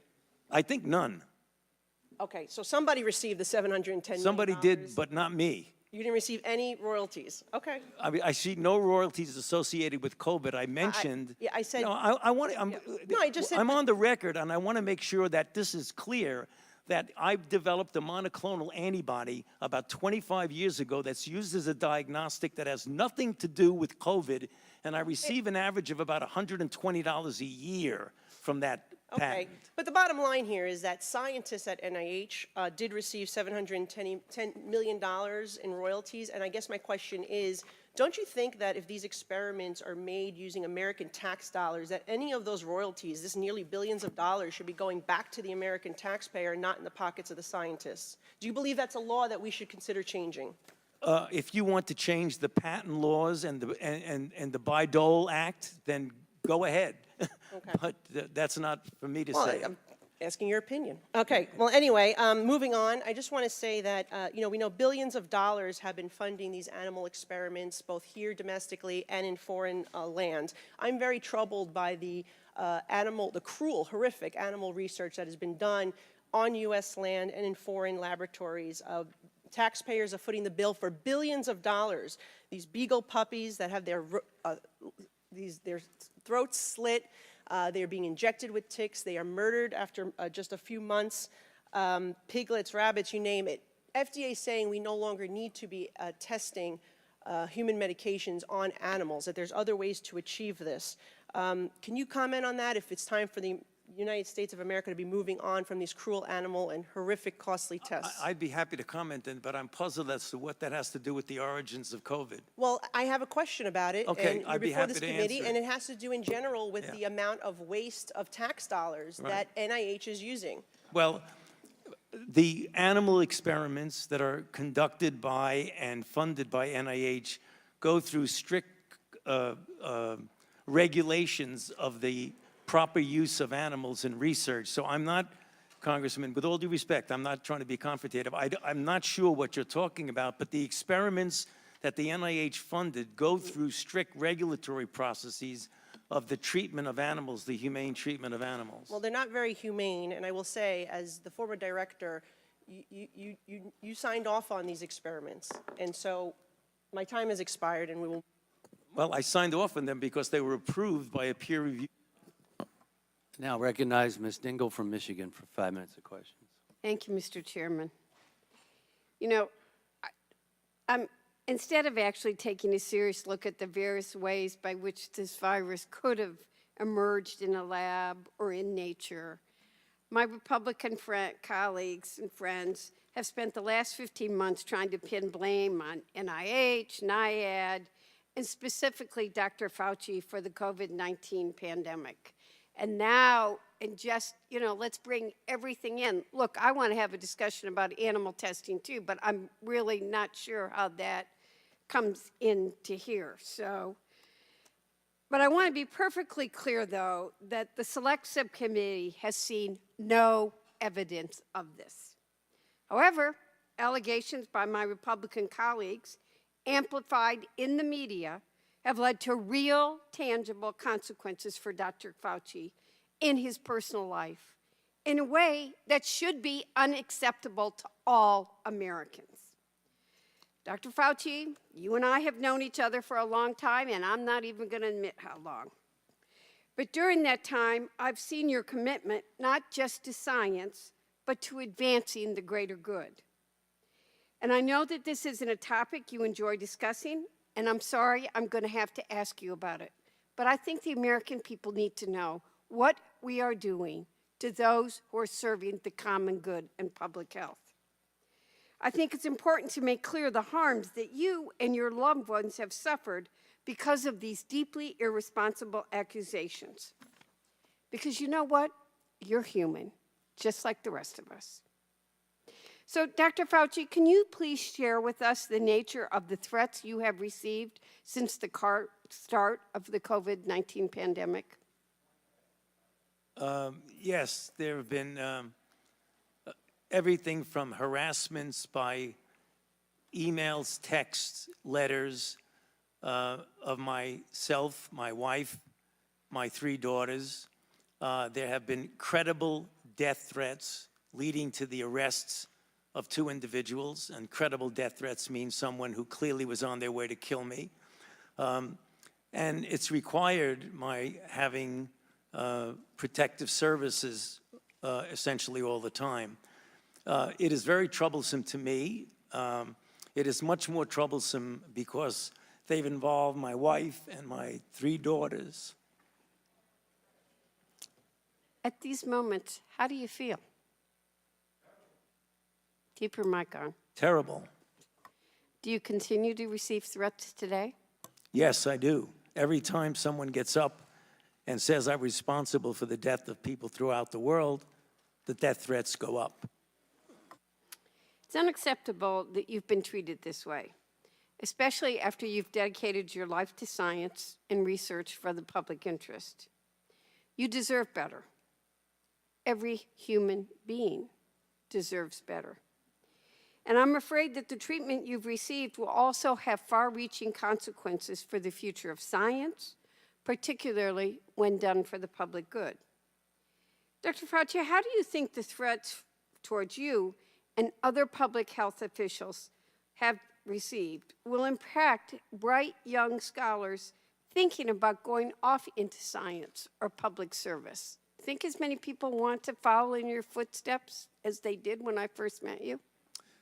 You know, Congressman Dingell, I think this is a powerful disincentive for young people to want to go into public health and maybe even science and medicine in the public arena, because it's very clear that not only I, because I'm a very much of a public figure, but many of my colleagues who are less visible than I, whenever they speak up in defense of the kinds of things that we're trying to do to protect the American public, they too get threats. And when they see that their colleagues get threats, they say to themselves, I don't want to go there. Why should I get involved in that? And you have some potentially very good talent that would be important to maintain the integrity and the excellence of the public health enterprise in the United States. We're not getting the best people coming in because they're reluctant to put themselves and their family through what they see their colleagues being put through. Well, you're right. You're not alone in feeling that way. In fact, ahead of today's hearing, the Select Subcommittee received a letter from the Association of State and Territorial Health Officials, which represents public health officials in communities of all political persuasions, detailing the surge of harassment, intimidation, hate speech, threats of violence, and death threats that their members faced during the pandemic. I'm going to ask to insert into the letter, but I wanted to just make the point before I close, Mr. Chairman, that as many as 40% of public health workers have been bullied, threatened, or harassed. And I think we all need to take that on as a public health issue. I'd ask to enter the letter into the record and yield back. Without objection. Thank you, Mr. I now recognize Ms. Lesko from Arizona for 5 minutes of question. Thank you, Mr. Chair. Dr. Fauci, did the National Institute of Health fund the potentially dangerous enhanced potential pandemic pathogens gain of function research at the Wuhan Institute of Virology?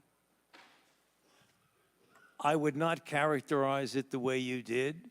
The National Institutes of Health, through a subaward to the Wuhan Institute of Virology, funded research on the surveillance of and the possibility of emerging infections. I would not characterize it as dangerous gain-of-function research. I've already testified to that effect a couple of times. So you're saying no, correct? In his May 16, I'm saying no because I've said no multiple times, Thank including you. on the transcribed interview. In his May 16, 2024 testimony, the NIH Deputy Director Tabak said, and I quote, "I can tell you that the failure of the Wuhan Institute of Virology to provide us with the data that we requested and the lab notebooks that we requested certainly impeded our ability to understand what was really going on with the experiments that we have been discussing this morning." My question to you, Dr. Fauci, if the NIH didn't inspect the Wuhan Institute of Virology and NIH didn't receive the lab books and data from China, and the required reports from EcoHealth Alliance were not submitted, in fact, they were late, how can you definitively say that the NIH did not fund the dangerous gain-of-function research? I go back to what I said, that the gain-of-function research by the operative and regulatory definition of P3CO does not include at all the viruses that were studied under the subaward. How do you know that, sir, if there was no lab books, nothing from China? We know what viruses they were studying. How? How do you know? You never went there. I'm telling you that the NIH funded research on these viruses. If someone else somewhere in China was doing something else, Well, and that's the problem, because NIH didn't go there. You didn't get the reports that were needed. How in the world would you know? I'm going to go on to the next question. And you're not hearing what I'm saying. Dr. Morenz, your senior advisor for over 20 years, said in an email dated February 24th, 2021, "I learned from your FOIA lady here now how to make emails disappeared when I am FOIA'd, but before the search starts, so I think we are all safe. Plus, I deleted most of these earlier emails after sending them to Gmail." In another email dated 4/21/21, Dr. Morenz said, "I forgot to say, there is no worry about FOIAs. I can either send stuff to Tony," meaning you, "on his private email or hand it to him at work or at his house. He is too smart to let colleagues send him stuff that could cause trouble." Dr. Fauci, were you ever engaged in attempts to obstruct the Freedom of Information Act and the release of public documents? No. Did Dr. Morenz communicate with you about official business using his private email? Official business? No. Did you ever encourage Dr. Morenz to use his private email address for official business? No.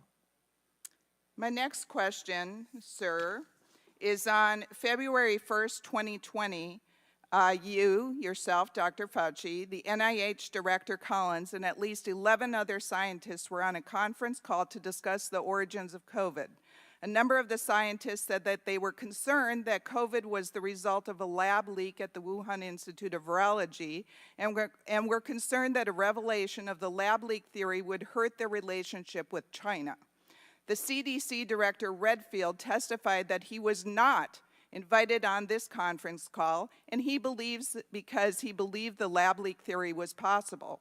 3 days later, on February 4th, 2020, 4 participants on the conference call authored a paper, Proximal Origin, which was sent to you for editing.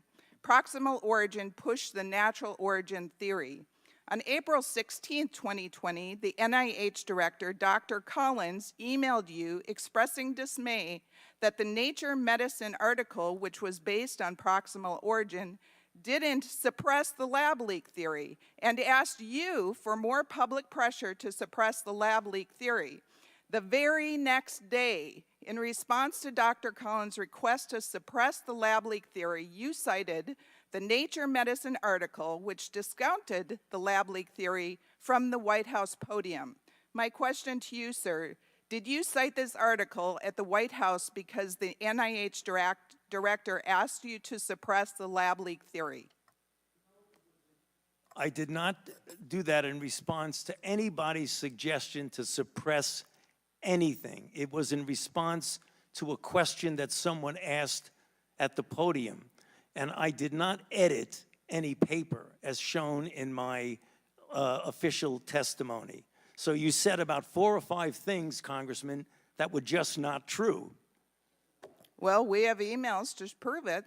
Well, you don't. Thank you, and I yield back. I now recognize Mr. Mfume from Maryland for 5 minutes of questions. Thank you very much, Mr. Chairman. And by the way, no, we don't have it. So I get tired of hearing we've got it, and then when we ask for it, it's not there. We do not have it, Dr. Fauci, and for everyone watching this. That's just incorrect. Now, let me just say a couple of things. If I sound a little outraged, just because, you know, we sit here and we watch one conspiracy theory after another get debunked. And if I might, on a point of personal privilege, to the gentlewoman from New York who wanted to argue that we should be worrying about testing of human medicines on animals. If this committee really wants to do something, let's talk about the most infamous biomedical research study in the United States, the Tuskegee study, where 400 black men in this country were injected deliberately with syphilis and allowed to die slowly over a 40-year period without any attempt to help them at all. It was condoned by the U.S. Public Health Service. And if we want to talk about testing, let's talk about that as well. I'm going to talk about COVID right now. Mr. Chairman, I have the floor, Mr. Chairman. I want to say to you, Mr. Chairman, I ask you to suspend, please. I want to remind the audience of decorum. Recognize Mr. Mfume. Thank you, Mr. Chairman. I want to thank you and Ranking Member Ruiz for this opportunity. Dr. Fauci, we owe you an apology for the way we have raked you through the mud, and none of us have said to you, here's where you go to get your good name and your reputation back. It's the most unfair thing I have seen. If there were evidence, if there were facts that supported the charges, I, like everybody else, would be interested, but we haven't seen a damn thing to suggest that these accusations are accurate. You've been a hero to many for 54 years, 5+ decades. You helped lead this country through the anthrax scare, through AIDS, through Zika, through Ebola, through SARS, and through COVID-19, pandemics and epidemics. We owe you a collective thank you. You are a world-renowned scientist and an American patriot. And whether or not people want to believe that, that's on them. But those facts are undisputable. For a year and a half, the Republican majority on this committee has sought to weaponize genuine scientific questions over COVID-19 and to vilify our public health officials and our nation's scientists with unsubstantiated, with baseless, with allegations that just can't stand the light of day. And so they've tried to do that with COVID-19, and we are here now as a result of the aggregated amount of foolishness that has taken place. And I've always said to this committee, every time I've had a chance to speak, let's go back to when we were in the heart of the pandemic, when our family members and friends and coworkers were dying left and right, when we were afraid to get near anybody, where we wanted to wash down our groceries before we brought them into the house, where we were willing to put on masks or headgear if it would keep us from being infected. And we turned to our leaders and our public health officials and scientists for answers. And we got some, but then we didn't get some. And then we got some later, like Dr. Deborah Birx, who was Donald Trump's expert on the virus who said, no, bleach won't do it, don't inject yourself with it, and who also said publicly on the record that thousands of American lives could have been spared if we had done what we were being told to do by the scientific community. At least one thing is clear. Those 1 million people who died as a result of these conspiracy theories will never come back. And those families have empty seats at the table year after year. And we do a disservice if, at the very least, we don't acknowledge their deaths and the harm and the hurt that has been done to their families and learn how to find a way to trust science going forward in this country. Dr. Fauci, you've been accused over and over again of going to the CIA headquarters and sitting down and having a meeting with the CIA to construct a way to make sure that COVID raged in this country. Is that correct? That is incorrect. Dr. Fauci, have you been to the CIA office in the last 20 years or headquarters?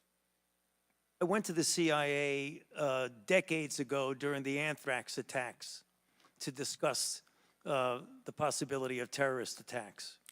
Thank you. I wanted to get that on the record because that's just the latest theory now, that you and the CIA director conspired. This is foolishness.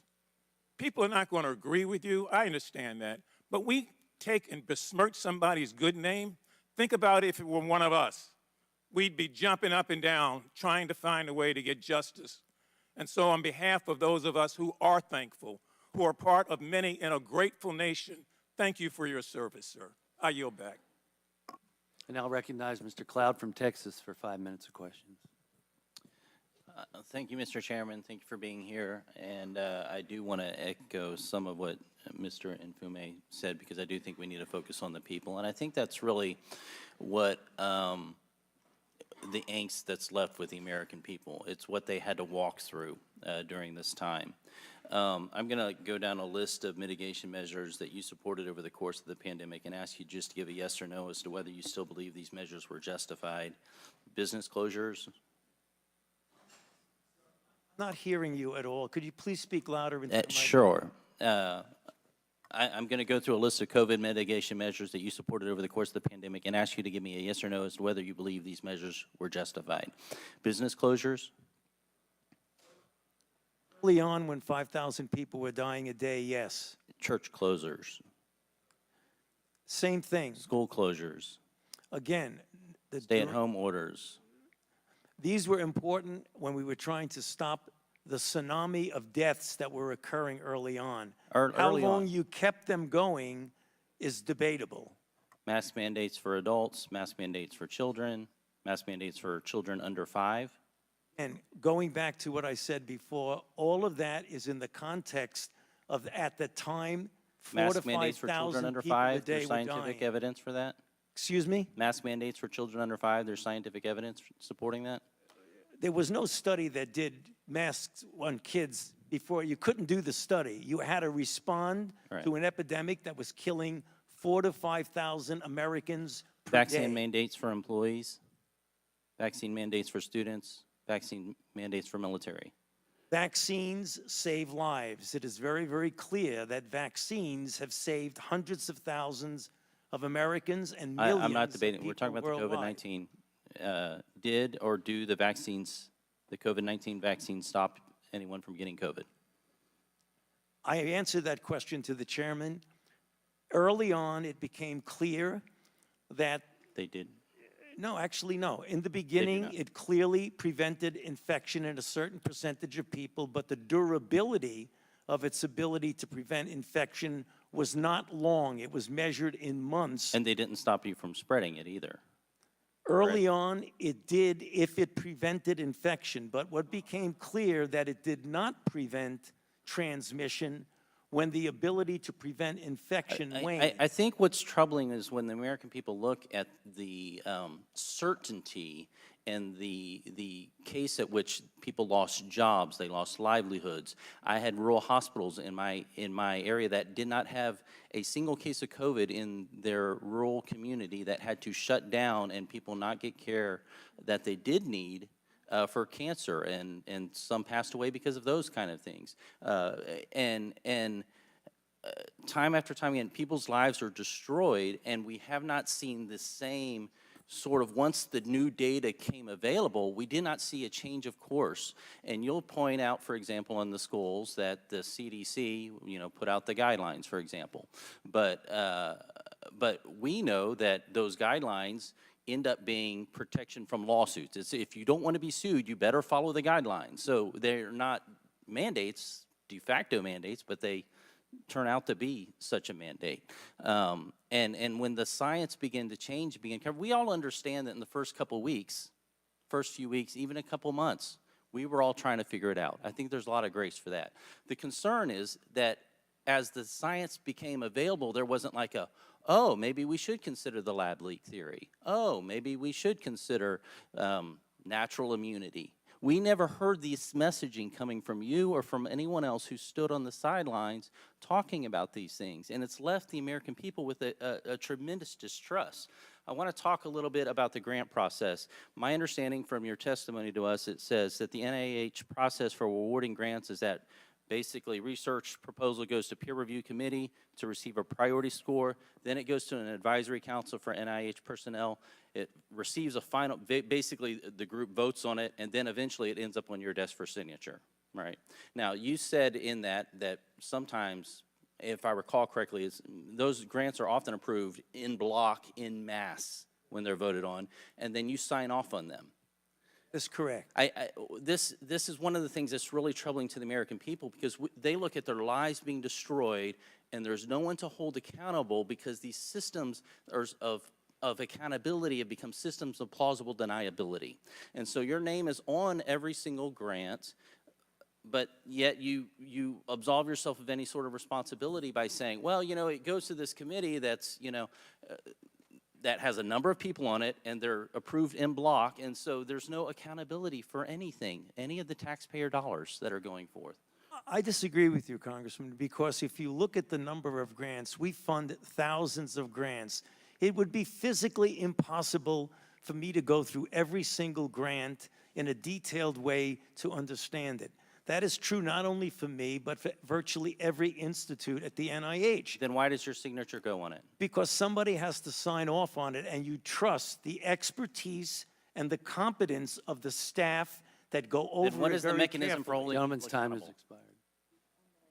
I now recognize Ms. Ross from North Carolina for 5 minutes of questions. Thank you, Mr. Chairman. I want to thank you, Dr. Fauci, for your voluntary testimony today, also for so much grace in your 14 hours of testimony. And I, again, want to thank you for your service and your patience. It's truly remarkable. Because it bears repeating, let me just remind everyone that after 15 months, my Republican colleagues' extreme allegations against you remain unsubstantiated. Unsubstantiated. And now, during your two-day closed-door interview in January, you discussed a number of topics regarding the public health response to the COVID-19 pandemic, some of which we've touched on briefly, but I just want to dive in a little bit deeper here. For example, you discussed both then and here with Congresswoman Castor the recommendation that we maintain 6 feet of distance between one another to reduce the spread of COVID-19. And you discussed how social distancing recommendations were developed, that you yourself didn't pick this 6 feet, and it was just really kind of a guideline in the moment. In your view, though, do social distancing recommendations and other public health measures to reduce transmission save lives? Definitely. Okay. I'd also like to go back and take a deeper dive into the COVID-19 vaccine discussion that we just had. And you were also asked about that during your interview in January. In the Select Subcommittee, we've heard suggestions that the vaccine was ineffective because of breakthrough infections that occur after vaccination. We just heard about that right here. But as I understand it, perhaps the strongest measure of COVID-19 vaccines' effectiveness is the reduction of severe disease and death, not necessarily getting a milder form of COVID. Could you talk about that a little bit? Yes, it's very clear that when you're dealing with many vaccines, but particularly when you're looking at COVID, as I mentioned, and I'll repeat it quickly for you, that early on there was a degree, not as much as against severe disease, of protection against infection. Unfortunately, that protection against infection, which is related to transmissibility, waned rather rapidly in a matter of months. What has stood firm, well, much better than transmission and much better than infection, is the ability to prevent someone from hospitalizations and deaths. And in fact, the curves, Congresswoman, are stunning. When you look at the deaths and hospitalizations of people who are unvaccinated, it's like this. When you look at the deaths and hospitalizations for people who are vaccinated and boosted, it's like this. The difference is profound. When you're dealing with infection, again, less so because of the waning of protection against infection.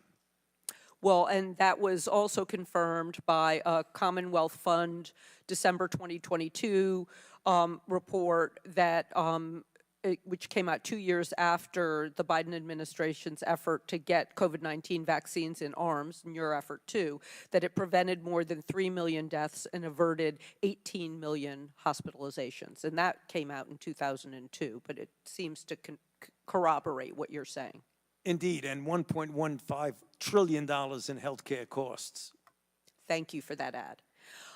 One pillar of the vaccine requirements was to have an increased uptake in the COVID-19 vaccines. And that at the time was supported by leading physicians, including the American Medical Association, the American Academy of Family Physicians, the American Academy of Pediatrics, and more.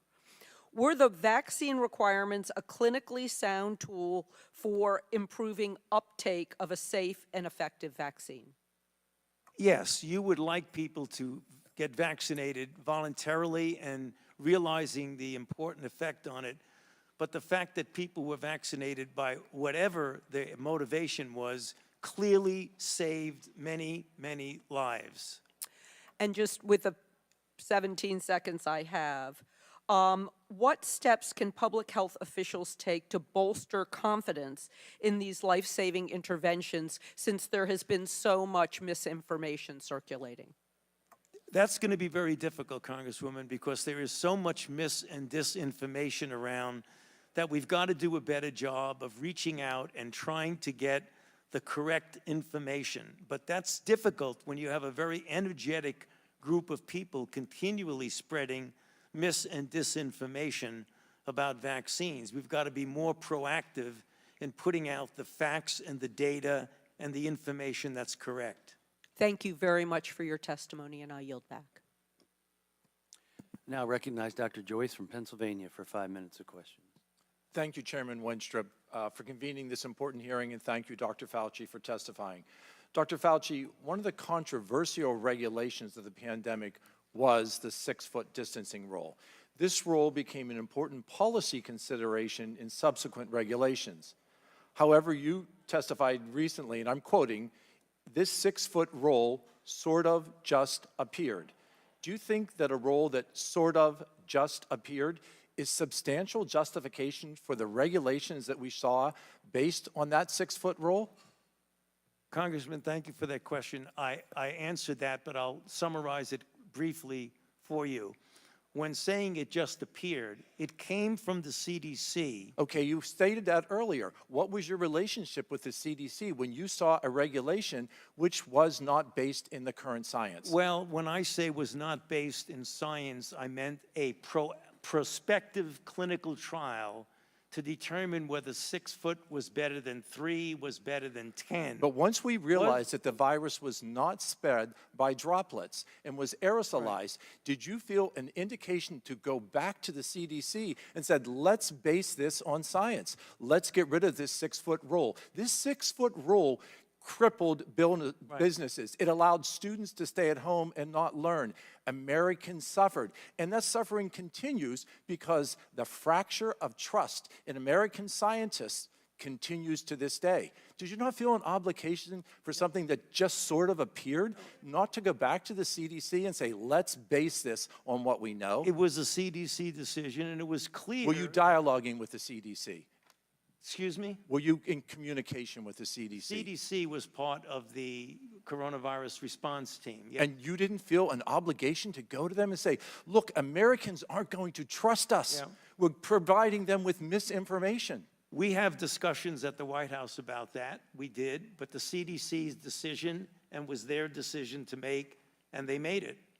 And you didn't feel an obligation as the lead scientist at the NIH to challenge that? I've challenged the CDC multiple times. Publicly on this regard? Issues. Excuse me? Publicly, you challenged them on the 6 foot distancing rule? It is not appropriate to be publicly challenging a sister Do organization. you agree that Americans now have lost their trust in science, in lead science from government because of misinformation like this? Well, when you talk about misinformation, I think that you have to be careful. It's not disinformation. It was information that ultimately proved, when you put the aerosolization in, that it was not an effective rule to have 6 feet of distancing. Dr. Fauci, let's move on. On April 21st, Dr. Morens wrote to Dr. Daszak in an email that there is no worry about FOIAs. I can either send stuff to Tony on his private Gmail, hand it to him at work, or at his house. He is too smart to let colleagues send him stuff that could cause trouble. Do you realize that this impact still considers today? This is your lead trusted researcher who works with you, your advisor. Do you realize the impact of that? It was a terrible thing. It was wrong, and it was inappropriate. Thank you. I think we all agree it was incredibly inappropriate. Recently, in an op-ed that Senator Roger Marshall published just yesterday, he raised concern about HHS FOIA compliance following your testimony in front of the Senate Help Committee. Dr. Fauci, what involvement did you have in HHS not responding to FOIA requests following your testimony in the Senate in 2021? I had no role whatsoever in anything to do with the request. When FOIA is made, it doesn't go directly to a person like me. It goes to a department, which then takes care of it. So I don't have any role one way or the other in FOIA. Let's go on. Were you aware that NIAID employees conducting official work on unofficial emails and inappropriately assisting grantees during your time as a director? I was not aware of that as it was occurring. It obviously came out during the committee hearings, but I was not aware of that. And I think that you put an exclamation point on how important these hearings are. Dr. Fauci, would you agree that this demonstrates the need for more accountability and increased oversight of NIAID? What you saw, I believe, with Dr. Morens was an aberrancy and an outlier. The individuals at the NIH and NIAID are a very committed group of individuals, and this one instance that you point out is an aberrancy and an outlier. That does From your senior advisor for 20 years. The title is senior advisor. We wrote scientific papers together. He didn't advise me, as I mentioned. Are your senior advisors not trusted staff? Again, I told you that his title was senior advisor, but he is not an advisor on policy. That's very confusing to have someone's title and not having that to be their obligation. But that is the fact, though. I think that supports what we said. There needs to be more oversight and there needs to be more accountability. Mr. Chairman, my time has expired, but these points are very clear to all of us today in this hearing room. I yield back. I now recognize Mr. Garcia from California for 5 minutes. Oh, he left? I now recognize Ms. Green from Georgia for 5 minutes of questions. Thank you, Mr. Chairman. Mr. Fauci, you were quoted on CBS Face the Nation saying it's easy to criticize but they're really criticizing science because I represent science. Do you represent science, Mr. Fauci? I am a scientist who uses the scientific method to gain information. Yes, you said you represent science. Do you represent science, Mr. Fauci? Yes or Again, no? Yes or no? No, that's not a yes or no Yes, answer. it's a yes or no. I don't think it is. Okay, well, we'll take that as a you don't know what you represent. Oh, I But this, as director of the NIH, you did sign off on these so-called scientific experiments. And as a dog lover, I want to tell you this is disgusting and evil, what you signed off on, and these experiments that happened to beagles paid for by the American taxpayer. And I want you to know Americans don't pay their taxes for animals to be tortured like this. So the type of science that you are representing, Mr. Fauci, is abhorrent, and it needs to stop. Mr. Fauci, you also represent the type of science that where you confess that you made up the COVID rules, including didn't hear what you 6 said. feet social distancing and masking of children. I never You said I made anything up. You admitted that you made it up. You I made it didn't up say as you went. I made it up. So are you saying this is fake news, Mr. Fauci? I didn't say I made anything up. What did you say? I said that it is not based in science and it just appeared. But this is science. What does dogs have to do with anything that we're talking about today? These are scientific experiments. This is what you signed off on. But you also told the American people they had to distance by 6 feet. They had to wear masks. But let's also talk a little bit further about the type of science that you represent. NIH scientists made $710 million in royalties from drug makers, a fact that's been hidden. Let's talk about the fact about, is it right for scientists and doctors getting paid by the American people, government taxpayer paychecks to get patents where they're paid millions and hundreds of millions of dollars in royalty fees, especially when the NIH and these government agencies, most powerful agencies in our country, are recommending medical suggestions and advice and making up guidelines like 6 feet distancing and masking of children. Do you think that's appropriate? Do the American people deserve to be abused like that, Mr. Fauci? Because you're not doctor, you're Mr. Fauci in my few minutes. No, I don't need your answer. I want to talk about this right here. Mr. Fauci, Chairman, I reclaim my time. objection. I reclaim my time. I reclaim my time, Mr. Raskin. Gentlelady will Point of order. suspend. Mr. Chairman, Point of order. just in terms of the rules of decorum, are we allowed to deny that a doctor is a doctor just because we don't want him to be a doctor? Yes, because in my time, that man does not deserve to have a license. As a matter of fact, it should be revoked, and he belongs in Gentlelady will prison. suspend. The gentlelady should recognize the doctor as a doctor. Thank you. Mr. Chairman, is this what we have become? Is this what we have devolved into?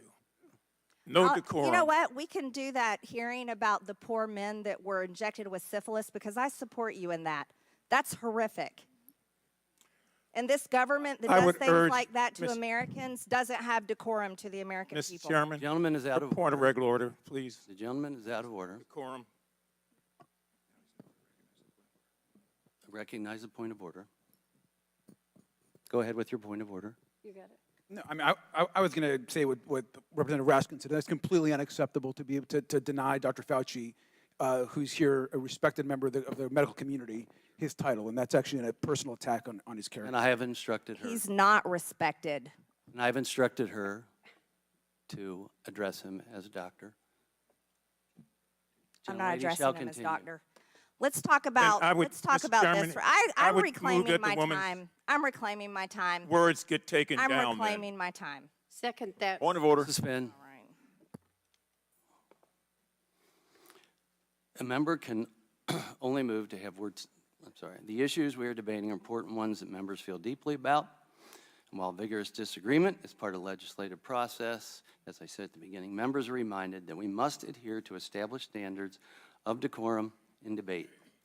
This is a reminder that it is a violation of House rules and the rules of this committee to engage in personalities regarding other members or to question the motives of a colleague.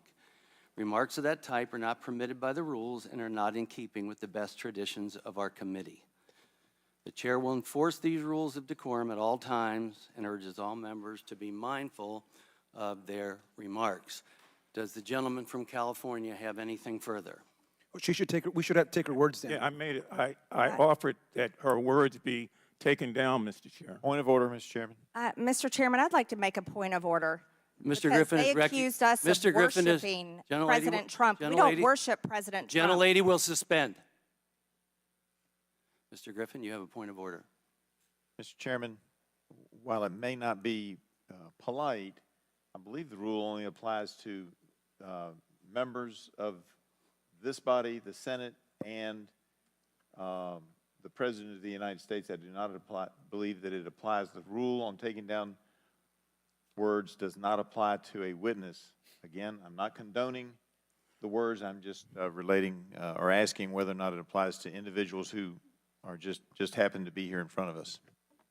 I agree. The chair overrules the point of order by the gentleman from Maryland, but ask that members please afford all other members the respect they're entitled, refrain from using rhetoric that could be construed as an attack on the motives or character of another member or the witness. You may proceed. Thank you. This was a time in history where you got to throw out the first pitch at the Washington Nationals baseball game while Americans were forced to stay home and watch such events that they love from at home alone on their televisions. And what a hypocrisy this picture shows. Here you are without your mask, with empty seats everywhere. Remember the cardboard cutout fans? That was one of the most insulting things to Americans, having to watch the games from home where you got to go and enjoy the game and sit right next to people not following the 6 feet of distancing, not wearing your mask, and everyone else was forced to stay home and stop enjoying life. And your science here, your science is displayed perfectly in this picture where children in school were put in plastic bubbles because of your science, your repulsive, evil science. And let's go back to your very own email. You said earlier you don't use email. Oh, you do. Right here. This is your own email where you said the typical mask you buy in the drugstore is not really effective in keeping out virus. I do not recommend that you wear a mask. This is your email. This is your own words. But yet children all over America were forced to wear masks. Healthy children forced to wear masks, muzzled in their schools. And then they were forced to learn from home because of your so-called science and your medical suggestions while you and all your cronies get paid from Big Pharma. You know that what this committee should be doing? We should be recommending you to be prosecuted. We should be writing a criminal referral because you should be prosecuted for crimes against humanity. You belong in prison, Dr. Fauci. Mr. Chairman, I have another point of order. I recognize Ms. Dingell. Just want to make sure the record is clear. Dr. Fauci testified that he did not use his personal email for official business. He did not say he did not use email. And I think today, this particular has been full of lies and disregard and disrespect, and we need to stick to facts. Thank you. The gentlelady's time had expired before the point of order. I now recognize Mr. Garcia from California for 5 minutes of questions. Thank you, Mr. Chairman. Dr. Fauci, I am so sorry you just had to sit through that. That was completely irresponsible. Quite frankly, we are hearing, this might be the most insane hearing I've actually attended. I've only been in Congress for a year and a half, but I am so sorry that you are subjected to those level of attacks and insanity. Your quote-unquote so-called science that the gentlewoman is referring to has saved millions of lives in this country and around the world, and I want to thank you for that. I also think it's important to note that, in my opinion, is that you are an American hero and your team has done more to save lives than all 435 members of this body on both sides of the aisle. You guys have worked not just during this pandemic, but over time to save millions of lives in this country and across the world. We lost 1.1 million American lives. 1.1 million American lives, 7 million lives around the world. We were having 9/11 like events, death events daily in this country, losing 4,000, 5,000 people every single day. I was mayor during the time of the pandemic. I remember how painful it was to close businesses, to shut down schools, but how quickly we forget the pain and how scared we were as a country. We were washing our groceries as they were coming in. We were keeping seniors at a distance. The tragedy that was happening in our nursing homes. Thousands of people were dying a day, and you and your team of the best and the brightest scientists in this country and the world were doing everything that you could and working night and day to save more and more of those lives. A lot of my colleagues know that my mom was a healthcare worker during the pandemic. My mom died of COVID. My stepfather died of COVID. I lost both of my parents during the pandemic. So I take this very personally, especially when other members of this body who are tasked to be responsible and to actually help the American people attack medical professionals like you and across the world. Vaccines, a vaccine that you and your team helped foster, have saved millions of American lives. These attacks are ridiculous. Now, even before this committee started, and I'm going to point a few things out. Even before this committee started, this same member that just went on this rant introduced the Fire Fauci Act and promoted on a podcast saying that COVID was a bioweapon. That is how insane some of these comments are. And I want to quote this. This is a quote from the same member. "I don't believe in evolution. These viruses were not making people sick until they created them. They weaponize these viruses to be able to attach to our cells and make us sick. It's a bioweapon." The "they created them," sir, is you. They are attacking you and our medical community for actually creating COVID that has caused the deaths of millions. And we know that these extreme comments are targeting public health officials across the country. I also want to show you this other comment. Same member who just attacked you. "The Fauci-funded Wuhan lab created the virus." This is so crazy and irresponsible. In this post, the same member of this committee is accusing you of orchestrating a global conspiracy to create COVID on purpose just to make people get vaccines. That you've done this, sir. This same member routinely promotes complete misinformation about vaccines and actually has encouraged the routine prevention of vaccinations that even eliminate diseases like the measles. Dr. Fauci, you've brought together our nation and the world's best and brightest scientists to take on COVID and create a vaccine that works. I want to ask you a question. I want to be crystal clear for the public. You brought together the world and America's best scientists. Do you believe that the vaccine that you all helped create and ensure is safe and effective for the public? Yes, and its track record has proven that. And do you also agree that it saved hundreds of thousands and possibly millions of lives in America and across the world?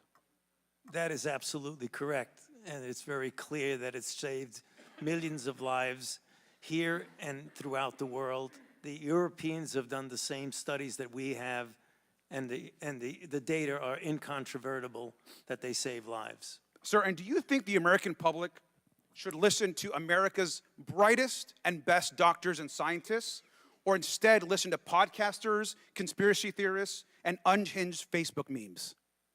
No, listening to people who you just described is going to do nothing but harm people because they will deprive themselves of life-saving interventions, which has happened. And you know, some have done studies. Peter Hotez has done an analysis of this and shows that in people who refuse to get vaccinated for any variety of reasons, probably responsible for an additional 200,000 to 300,000 deaths in this country. Thank you, sir, and your entire team for saving lives in this country, and I'm sorry you have to continue going on with these attacks. I yield back. Oh, thank you. You're not allowed to speak. You're not allowed. Thank you. Thank you very much. Mr. Chairman, could you have her removed from Yes. the Thank you. Yes, Please have her removed. please. Excuse me, I ask the Capitol Police to escort.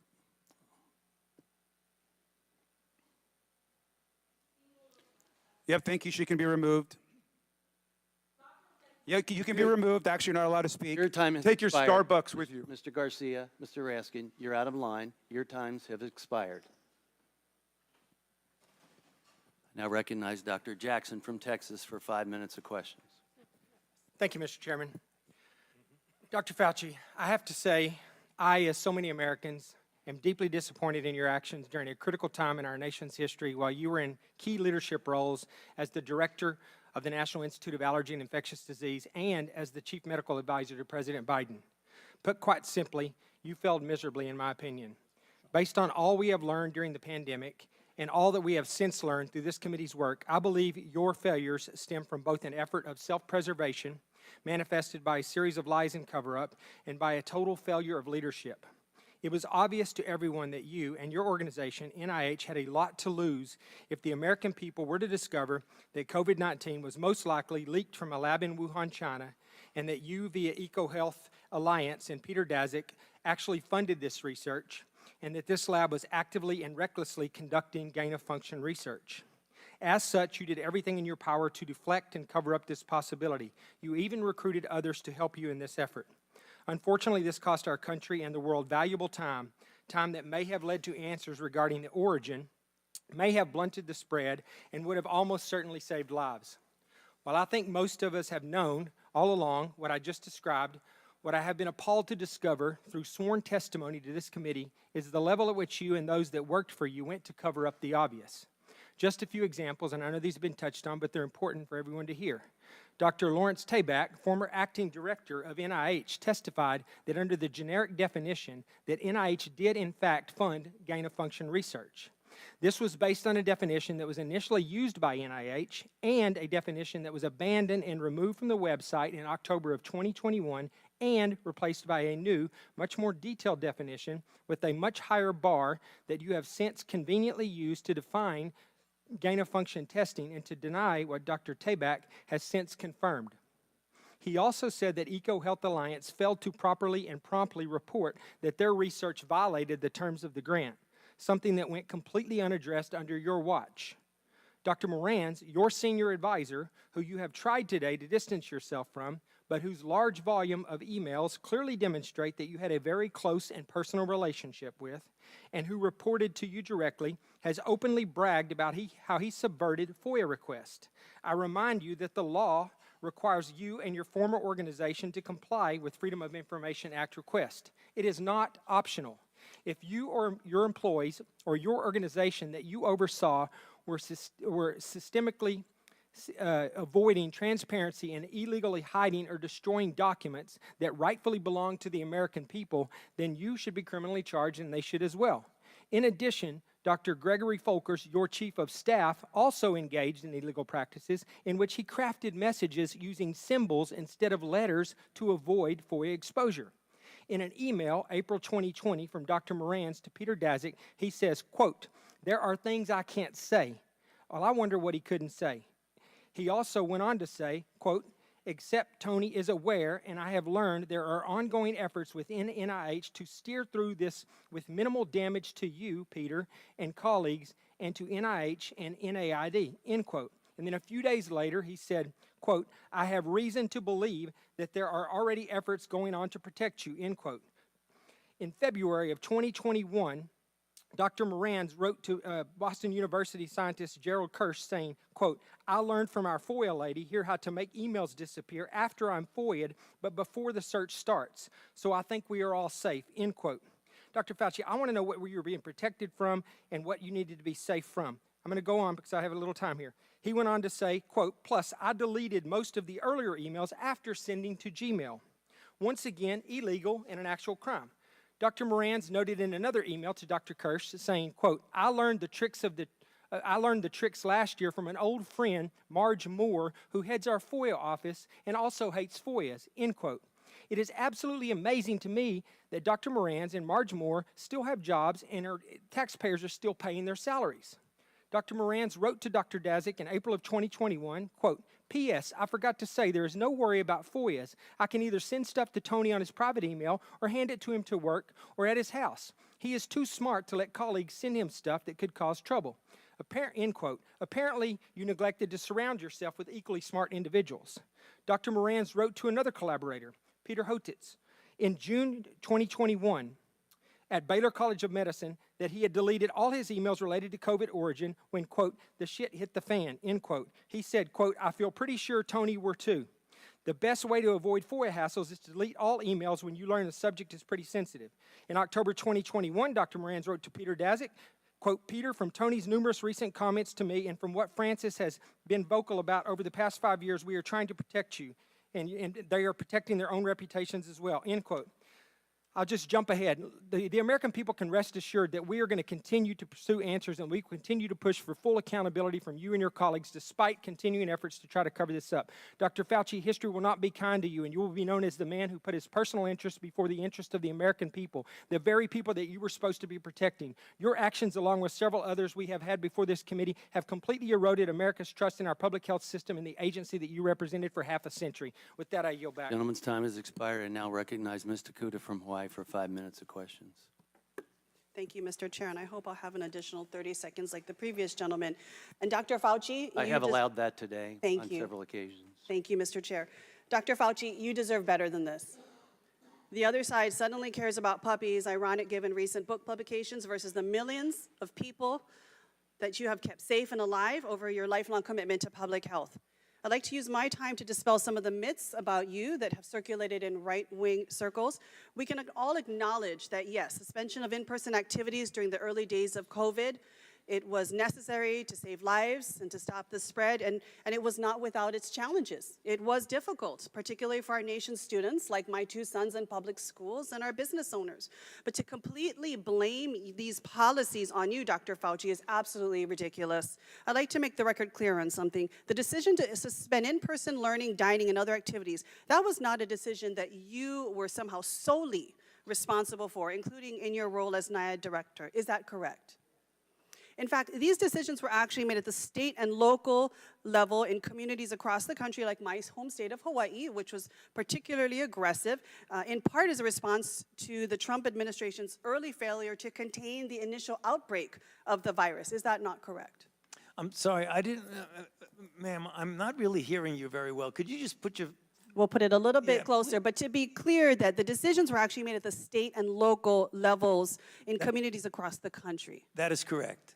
Okay, thank you. Now I'd like to shift topics and turn to the allegation that you sought to suppress opposing viewpoints about the pandemic response. Over the past 15 months, majority members of this subcommittee have levied the allegation that federal health officials censored proposals like the Great Barrington Declaration, which were inconsistent with the overwhelming consensus of the scientific and medical community. Much attention has been paid to an email Dr. Francis Collins sent you regarding the Great Barrington Declaration, where he called for a quick and devastating published takedown of its premises. To be clear, this was not Dr. Collins suggesting that you suppress or censor the Great Barrington Declaration. Rather, he was suggesting that the points you just explained be memorialized to substantively refute the scientific premises of the Great Barrington Declaration. Is that correct? Yes. And there was good reason for Dr. Collins to have substantive concerns. The Great Barrington Declaration proposed lifting mitigation measures for the vast majority of society and preserving them only for certain populations, including the elderly and people with underlying health conditions. This was months before a vaccination was available, and public health systems were already being overwhelmed, and thousands of Americans were dying daily. Dr. Fauci, what percentage of the population did we estimate needed to be infected with COVID before we would achieve so-called herd immunity? Herd immunity was very elusive with COVID, and the Great Barrington Declaration was flawed both conceptually and in practice. Conceptually, that you could shield vulnerable people as if the only vulnerable people are those in nursing homes. We have tens and tens of millions of vulnerable people that you couldn't possibly shield. People with underlying conditions, the elderly, those would be the individuals. So it would be conceptually impossible to do that. Herd immunity, as we know, means if you have a virus that doesn't change and a virus in which when you get infected or vaccinated, you have highly durable, perhaps lifelong immunity. That's not the case with COVID. We know immunity wanes and we have multiple variants. So in practical purposes, the Great Barrington Declaration was invalid, both conceptually and practically. Thank you, Dr. Fauci. You've answered a few of my other questions in terms of the fact that for many of us that live in multi-generational communities, thousands, hundreds of thousands, millions more lives would have been impacted by this so-called approach. And given the fact that the virus's rapid evolution that we have seen since 2020, herd immunity approaches would be absolutely ineffective against COVID. If you would answer one more question, considering the mortality rates at the time, how many more deaths might we have seen, just briefly? I mean, if we had done that, just let it rip, there very likely would have been another 1 million people would have died, I would imagine. Thank you, Dr. Fauci. So it wasn't the federal government suppressing the Great Barrington Declaration. Rather, it was about protecting and saving millions of American lives. The COVID-19 pandemic wasn't some academic exercise. It was real. It was in real time. It was about saving lives in real time. Theories like herd immunity may seem plausible on paper, but we have to remember that it is based upon the assumption that enough people would have to be infected. And that would likely have meant that our family members, our friends, our neighbors, our constituents, especially those in our most marginalized, multi-generational rural communities, would have died. So thank you, Dr. Fauci. I want to thank you, not blame you. Thank you for your science. Thank you for your science that have saved millions of American lives, kept us safe, including my children, many of our families right here on this dais. And thank you for clarifying these points for the record and for all of your efforts to keep us safe during the pandemic and so many other health crises we have faced over the decades that you have served. Mahalo, Mr. Chair, and I yield back. Now recognize Dr. McCormick for 5 minutes of questions. Thank you, Dr. Wenstrup, Chairman. It's been insinuated that politicians, only bloggers, only conspiracy theorists are disagreeing with you. I want to point out that I'm probably the only member of Congress that actually treated patients during the pandemic from the very beginning to the very end of the pandemic, during night shifts in the ER. Thousands of patients during that time. And in 2020, I was censored. My medical license was threatened because I disagreed with bureaucrats.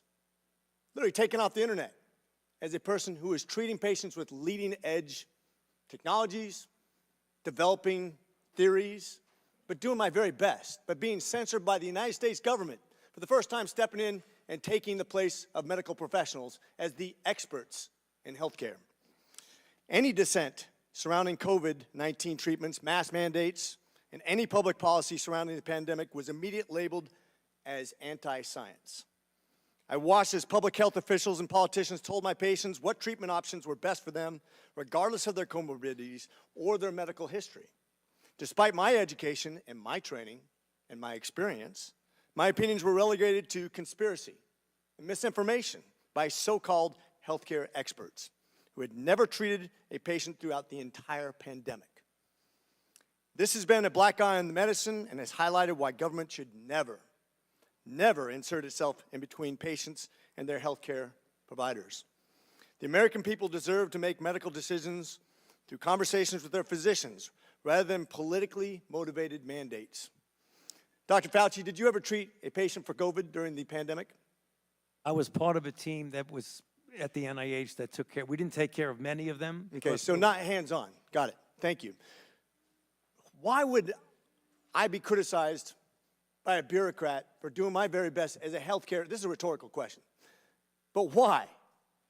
Why would the government, who's never treated a patient for COVID, you can read all the things you want, but you're not there. You're not seeing patients. You're not watching people die, intubating patients right there with that disease in your face, watching it happen, watching the development of this disease and actually learning from it. But I'm being told by bureaucrats what's right and wrong. And what's funny is everything I was censored on, I was proven to be right. Pretty crazy, isn't it? You said in an interview that you gave as part of an audiobook written by Michael Spector that you believed an institutional should make it hard for people to live their lives so they'd feel pressured to get vaccinated. Could we run the audio clip on that, please? You think can be done about it? I have to say that I don't see a big solution other than some sort of mandatory vaccination. I know federal officials don't like to use that term. Once people feel empowered and protected legally, you are going to have schools, universities, and colleges are going to say, you want to come to this college, buddy? You're going to get vaccinated. Lady, you're going to get vaccinated. Yeah. Big corporations like Amazon and Facebook and all of those others are going to say, you want to work for us, you get vaccinated. And it's been proven that When you make it difficult for people in their lives, they lose their ideological bullshit and they get vaccinated. Thank you. Are all objections to COVID vaccinations ideological bullshit, Dr. Fauci? No, they're not, and Thank that's you. not what I was referring to. Well, in reference to making it hard for people to get education, traveling, working, I'd say it very much was in context. And I take great offense to this. Miss Allison Williams testified before this committee about losing her job because she sought an exemption for ESPN's vaccine mandate, which came from recommendations from bureaucrats like yourself. She and her husband were actively working with a fertility expert, a physician, on how to get pregnant, and agreed with the premise that she was young, healthy, wanted to get pregnant, and shouldn't get the vaccination for medical purposes. But she was fired because you made it hard, just like you said in your statement, because you didn't want to make sure that the ideological bullshit got in the way of her working, of living her life, of making a medical decision with her healthcare professional. I think America should take great offense to this. That's exactly what you meant when you said making it hard for people to live without getting a vaccination. You affected people's ability to work, travel, be educated, to actually flourish in American society, to self-determine, as we're all given God-given rights. Shame on you. Dr. Fauci, you've become Dr. Fear. Americans do not hate science. I don't hate science. The American people hate having their freedoms taken from them.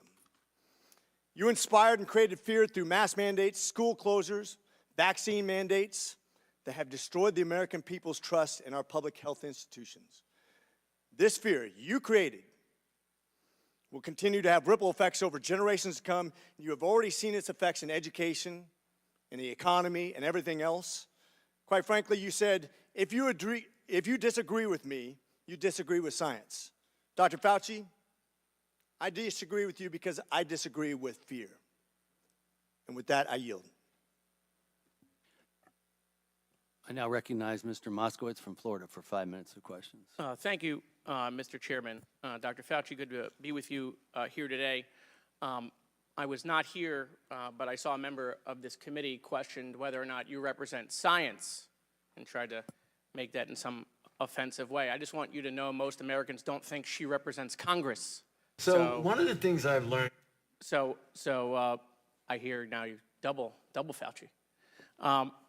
So I don't want you to be offended by that. I actually, similar to Representative McCormick, who was serving in the field as a doctor during COVID, I was running the logistics operation and the Florida response as the director of emergency management for the state of Florida for Governor DeSantis. So I was deploying masks and gowns and gloves. We were setting up field hospitals. We were setting up testing sites. We were setting up vaccine sites throughout the pandemic. And the one thing that became clear to me as a country is we were not prepared.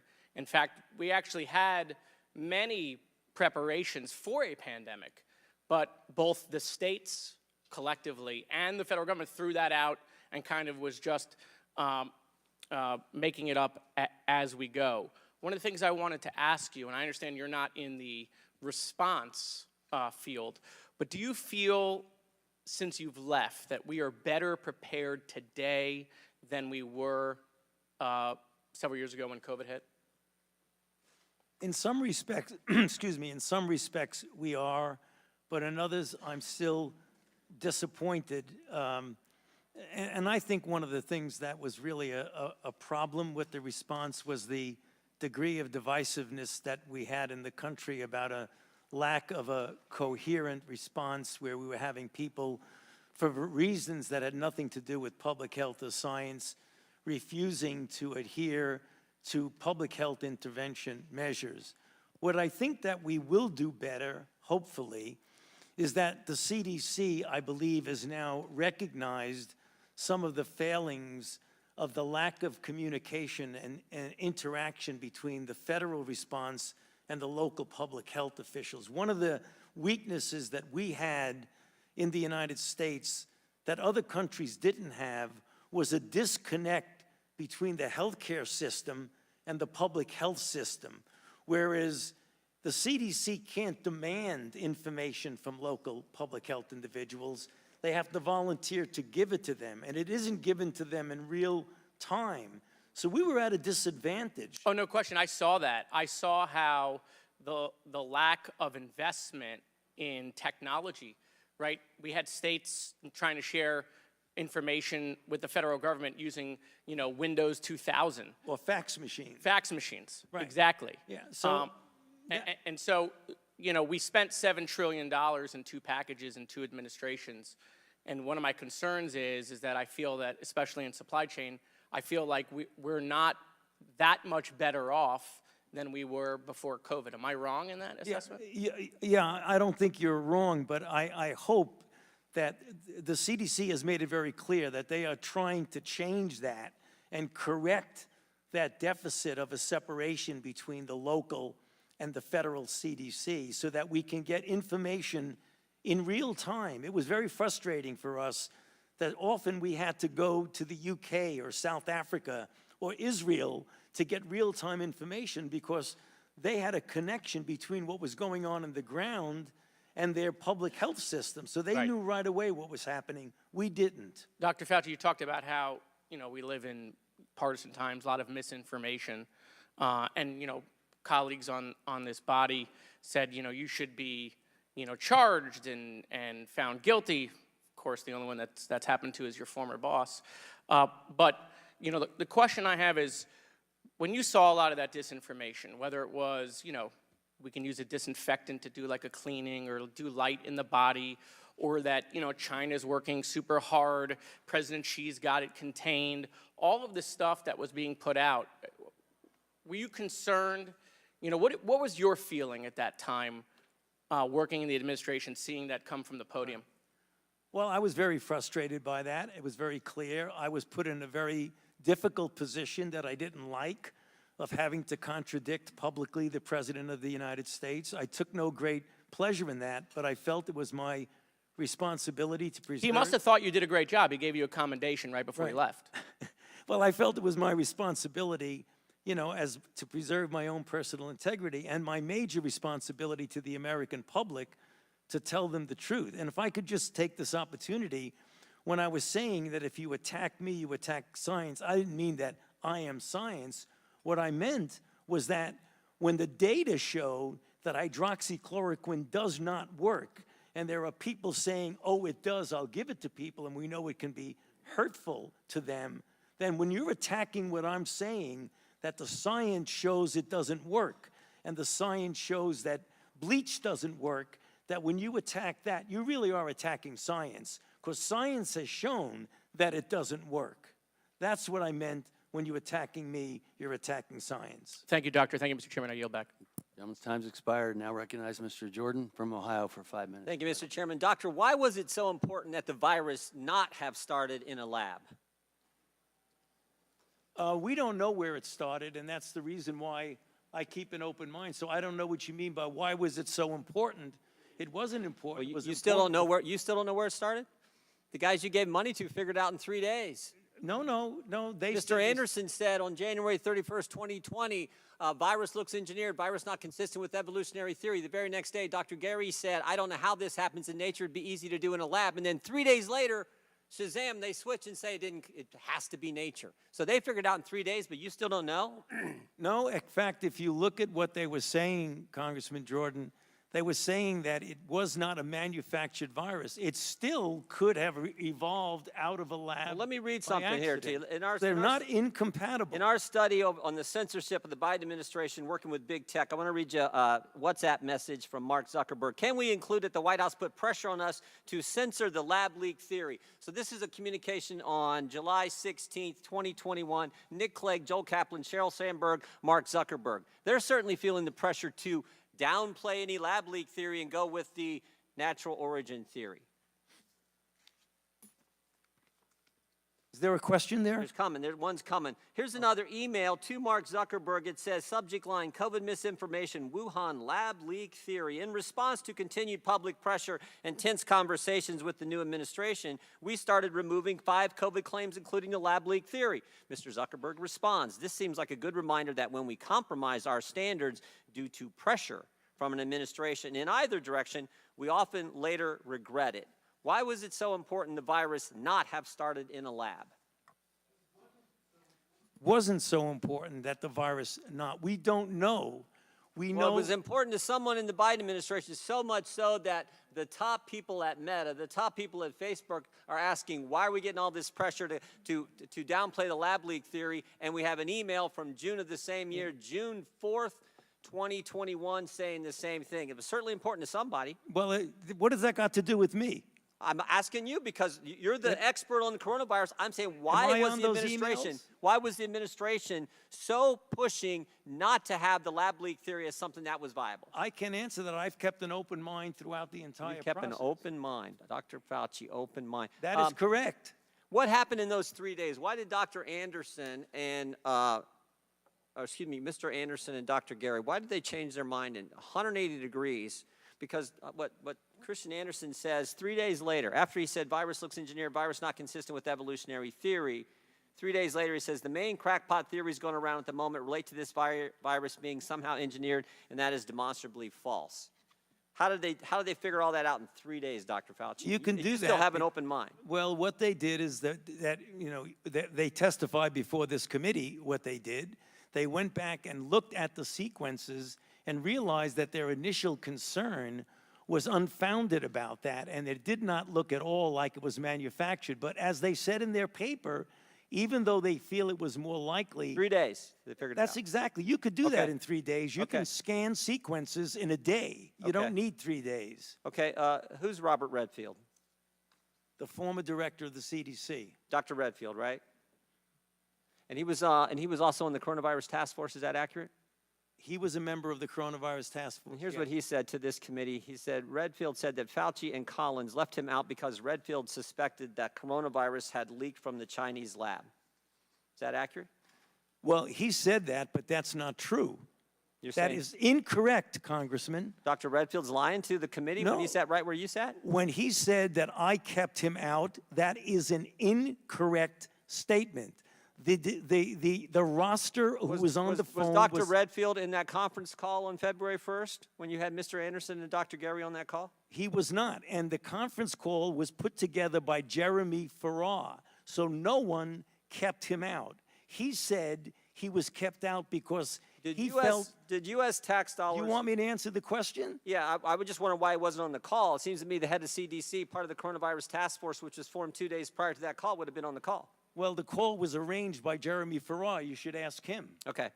Did U.S. tax dollars flow through a grant recipient to the lab in China? I'm sorry, what was— Did U.S. tax dollars flow through a grant recipient to the lab in China? Yes, of course. It was a subaward to the Wuhan Institute. And who approved that award? Excuse me? And who approved that award? What agency approved that award? National Institute of Allergy and Infectious Diseases. Your agency approved that, right? Yes, it did after— Did that have anything to do with this downplaying of the lab leak theory? No. Nothing to do with it? Nothing. What, do you agree that there was a push to downplay the lab leak theory? Not on my part. Really? Really? Wow. Wow. I think most of the country would find that amazing. I still got 11 seconds. Well, look at the facts. I've kept an open mind throughout the entire process. All right, I yield back. I now recognize the majority staff for no longer than 30 minutes of questions. Dr. Fauci, it's good to see you again. I want to ask a couple questions about some of the members' questions and then get into some follow-ups. The issue of the CIA trip was brought up. That was brought to us by a whistleblower. That was not an allegation made by the committee. It was an allegation made by the whistleblower. You testified at a transcribed interview back in early January. Do you recall me asking you about that allegation? About the going to the CIA? Yes. And do you recall, and you denied it then as well, and you denied it here today, do you recall the subcommittee publishing that you denied it? I don't recall. We did. You did, okay. We put it out in a press release afterwards that you denied the whistleblower's allegation. And then today, during the course of the last couple hours, have any members on the majority side of the dais asked you about a trip to the CIA? Yeah. They have? No, they have. I'm sorry, Mitch, I'm not hearing this so well. I have a point of order, Mr. Chairman. What's the gentleman's point of order? I have an inquiry about whether or not I'm hearing things or whether or not you just yielded 30 minutes of committee time to staff. That is correct, both sides. And the question that the gentleman just raised was a question that I raised. So apparently he was not listening when I was questioning Dr. Fauci. Thank you for your point of order. You may continue. What I asked was, we asked you about this in a transcribed interview. You testified that you did not go to the CIA. We published that you refuted that allegation. And then today, no members of the Republican side of the dais have asked you that question. Is that accurate? Thank you. You've been asked a number of times about your former senior advisor, Dr. Morins, and have said, and I want to make sure I characterize it correctly because it goes a little back and forth, that you didn't conduct official business over a personal email with Dr. Morins. Has Dr. Morins emailed your personal email before on non-official purposes? As I mentioned, we wrote scientific papers together, so he very well may have used that. Of course, that's the email I use when I write a scientific paper, right? And that's because NIAID policy allows you to write on semi-official time, write papers, but you just have to put a disclaimer that this is not the view of in other NIAID. words, if you're doing something as official business, you shouldn't use your emails that are your official business. So in order to be compliant with the regulations, you would use a personal email. I appreciate it. I want to ask about some of the public health policies enacted during the pandemic. Dr. Francis Collins, the former NIH director, recently said in an interview, and I'm quoting, you attach an infinite value to stopping the disease and saving a life. You attach a zero value to whether this actually totally disrupts people's lives, ruins the economy, and has kept many kids out of school in a way that they never quite recovered. Understanding the COVID task force had a lot of voices at the table, is that an accurate description of the public health advisors, and then you could fit in other advisors along the way?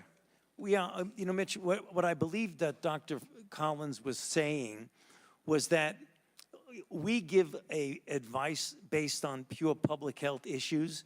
It's very, very clear now, retrospectively, looking at the potential collateral negative effects of things like mandating. It would be important for us now, since the purpose of, I believe, why we're here, is to how we can do better next time, is to consider the balance. I think things that we did in the beginning were in the context of horrible situation of 4,000 to 5,000 deaths per day. But that doesn't mean that you don't go back and look and say, did everything we do at that point and the duration for which we did it, was that appropriate, and do we need to re-examine? I believe that's what Dr. Collins was referring to, and I agree with him on that. And you got to my next question, that we are here trying to figure out how to do better next time, lose fewer lives next time. Would that be a better thought process going forward of thinking about the possible unintended consequences of public health measures? Absolutely. And you've heard from both sides of the dais today, first weeks, months, novel virus, nobody knew what was going on, called for some drastic measures. Understanding, or once there was a better understanding of who the most affected demographics were, do you think it would be important to more narrowly craft public health measures to specifically favor those demographics? The answer is yes, but you have to be careful. Because if you have a certain group that is being predominantly afflicted, if you're really, really clear that another group is really quite protected, then you should fashion it demographically related. But what often happens with outbreaks is that they're a moving target, and you only hear about other vulnerables as you get further into the outbreak. So the answer to your question is you're partially correct that you need to do that, but you've got to be careful when you're dealing with a moving target. And we can appreciate that. You've been asked a little bit again about the theories of natural immunity and herd immunity. Those are both real scientific theories in infectious disease, is that correct? Yes. And between infection-acquired immunity and vaccinated-acquired immunity, did the United States hit herd immunity?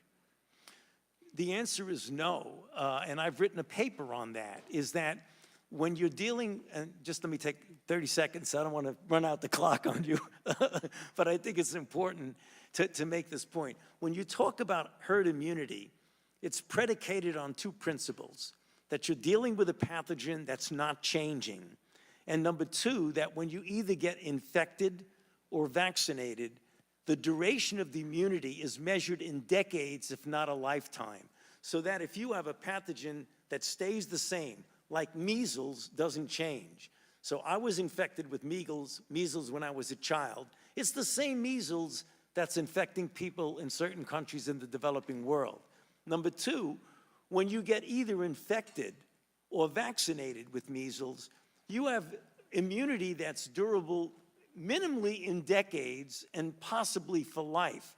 So if you get the same pathogen and you get a large percentage of the people who have either been infected or vaccinated, then you have herd immunity. We did not ever have that with COVID. And you've also been asked a number of times about the vaccine and vaccine mandates. Were you the one that recommended to the president to mandate vaccines for certain individuals? No. Do you know who did? No, it was more of it was a combination of a group and just saying that, you know, certain agencies like the Labor Department or what have you would feel that this would be done. But it was not like I one day said, hey, we should mandate vaccines. That did not happen. And I want to echo the comments of the chairman that we agree the vaccine saved hundreds of thousands of lives. And we talked about this a little bit in January, and I think you touched on it a little bit today. Could issuing these mandates and removing the notion of informed consent from some certain sects of the citizenry lead to vaccine hesitancy? Yeah, I mentioned this, I believe, in the TI, that as a matter of fact, that's something that I think we need to go back now when we do an after the event evaluation about whether or not, given the psyche of the country and the pushback that you get from those types of things, we need to reevaluate the cost-benefit ratio of those types of things. And then I won't belabor the point, but we talked about the 6-foot distance an awful lot today. Do you recall if it was ever suggested to be 10 feet? You know, I don't recall, Mitch, if it was ever suggested it was 10 feet, but when I made my explanation of what it was, I was saying that there was no trial that looked at 10 versus 6 versus 3 versus not even worrying about it at all. And you said today that there were discussions at the White House about the 6-foot rule. You don't recall if it was discussions about whether or not it should be 3 or should be 10 or should be 6? You know, I don't recall, Mitch, what the exact discussion was, but as I've said in response to multiple questions, what we had, the CDC was said that on the basis of their evaluation, which was based on the droplet approach, that 6 foot would be to go. And since there was no clinical trials going one way or the other, that's why it was accepted by the group. And then it hasn't been a large topic today, and we talked about kind of, again, the many unknowns in early 2020. Schools were closed through the semester. Some schools reopened for the fall semester. Some remained closed going through into 2021. Looking back, are there current academic ramifications of remote schooling or kids not being in school? I think there have been a number of, I know, that there have been a number of studies to show that there are lasting effects, at least up to this point. They tend to attenuate over time, but there have been substantial negative effects on learning and on children when you keep them out of school for a prolonged period of time. Have you seen any studies suggesting physical health ramifications? I haven't seen physical health ramifications. Mental health? I believe that there are some that show psychological issues that relate to keeping kids out of the environment, of the social environment of the school. And apologize for bouncing around. We don't have 14 hours with you today. I've got 30 minutes, so I'm so sorry about that. I'm gonna move quickly. Yeah. again, across the dais, both sides of the aisle, a lot of questions on the origins of COVID and finding out the origins and how that could better lead to both protecting against spillover and wildlife trade, but also increased biosafety standards. As you sit here today, is it possible that COVID-19 was the result of a laboratory-related accident? Oh, absolutely. And I keep, like I mentioned multiple times, I keep an open mind. I feel, based on the data that I have seen, that the more likely, not definitive, but the more likely explanation is a natural spillover from an animal reservoir. But since there has not been definitive proof one way or the other, we have to keep an open mind that it could be either. And based on that answer, I think, is the hypothesis that COVID-19 accidentally leaked from a lab a conspiracy theory? No, I mentioned that several times. Conceptually, the concept of it is not a conspiracy theory. We've talked a little bit about the proximal origin of SARS-CoV-2, the paper authored by Dr. Anderson. It came to two primary conclusions, and I'm quoting, "Our analysis clearly show that SARS-CoV-2 is not a laboratory construct or a purposefully manipulated virus, and we do not believe that any type of laboratory-based scenario is plausible." Do you disagree with those conclusions? I think, Mitch, if I'm not mistaken, I don't have the paper in front of me, I think they also said the possibility of if you passaged it, and you could have done that. And and if you passage it, it's in a lab. So it is, I mean, that could be. And they dispelled that at the end with the, "We do not believe that any type of laboratory-based scenario is plausible." So I ask again, is a laboratory-based scenario plausible? Well, I mean, again, I don't want to speak for what they meant in that paper, but I have said multiple times, I keep an open mind that it could be either a laboratory leak or it could be what I think the data is leaning towards mostly, which is a natural occurrence from an animal reservoir. And this email was brought up too. On April 16th, 2020, Dr. Collins wrote to you and said, wondering if there's something NIH can do to help put down this very destructive conspiracy, referencing the lab leak. "I hope the Nature Medicine article on the genomic sequence of SARS-CoV-2 would settle this, but probably didn't get much visibility. Anything more we can do?" The next day, you were at a White House press conference and cited proximal origin and said that proximal origin established that COVID-19, quote, "is totally consistent with a jump of a species from an animal to human." Did anyone tell you to cite proximal origin from the White House podium? No, it was in response, I believe, to a question that might have been asked by a reporter, but I wasn't stimulated to say that at all. I was responding to a question. At that time, back in April of 2020, was it also your belief that a lab leak was possible? Yeah, I've always had an open mind about it. And then I want to correct the record again a little bit on the drafting and publication of the proximal origin paper. Did Dr. Anderson send you drafts to review? He sent drafts, but I'm going to jump ahead of you, if I might, dribble around. I did not edit it. It was mentioned by a few of the congressmen. I did not edit the paper. And I appreciate that. I just wanted to get on the record. Right. I want to talk about Dr. Morenz and what you wrote in your opening testimony and some of the answers that you gave today. And just for clarity, you were, in addition to being unaware of his use of personal email and potentially intentionally deleting federal records, were you also unaware of his actions to assist Dr. Daszak and EcoHealth? I was aware of his friendship.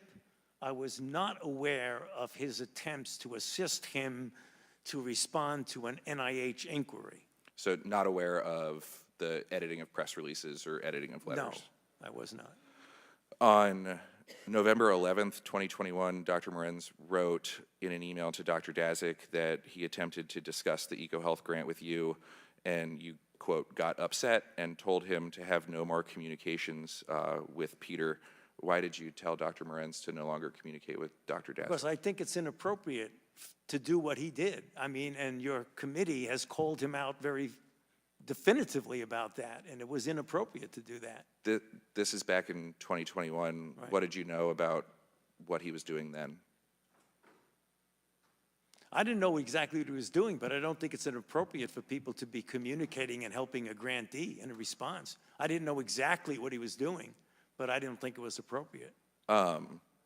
When did you testified to Chairman Griffith, or excuse me, Chairman Comer, that you knew about the compliance issues later on with EcoHealth? When did you first become aware? I became aware during briefings by my staff in preparation for congressional hearings, well after the fact where the compliance issues actually happened.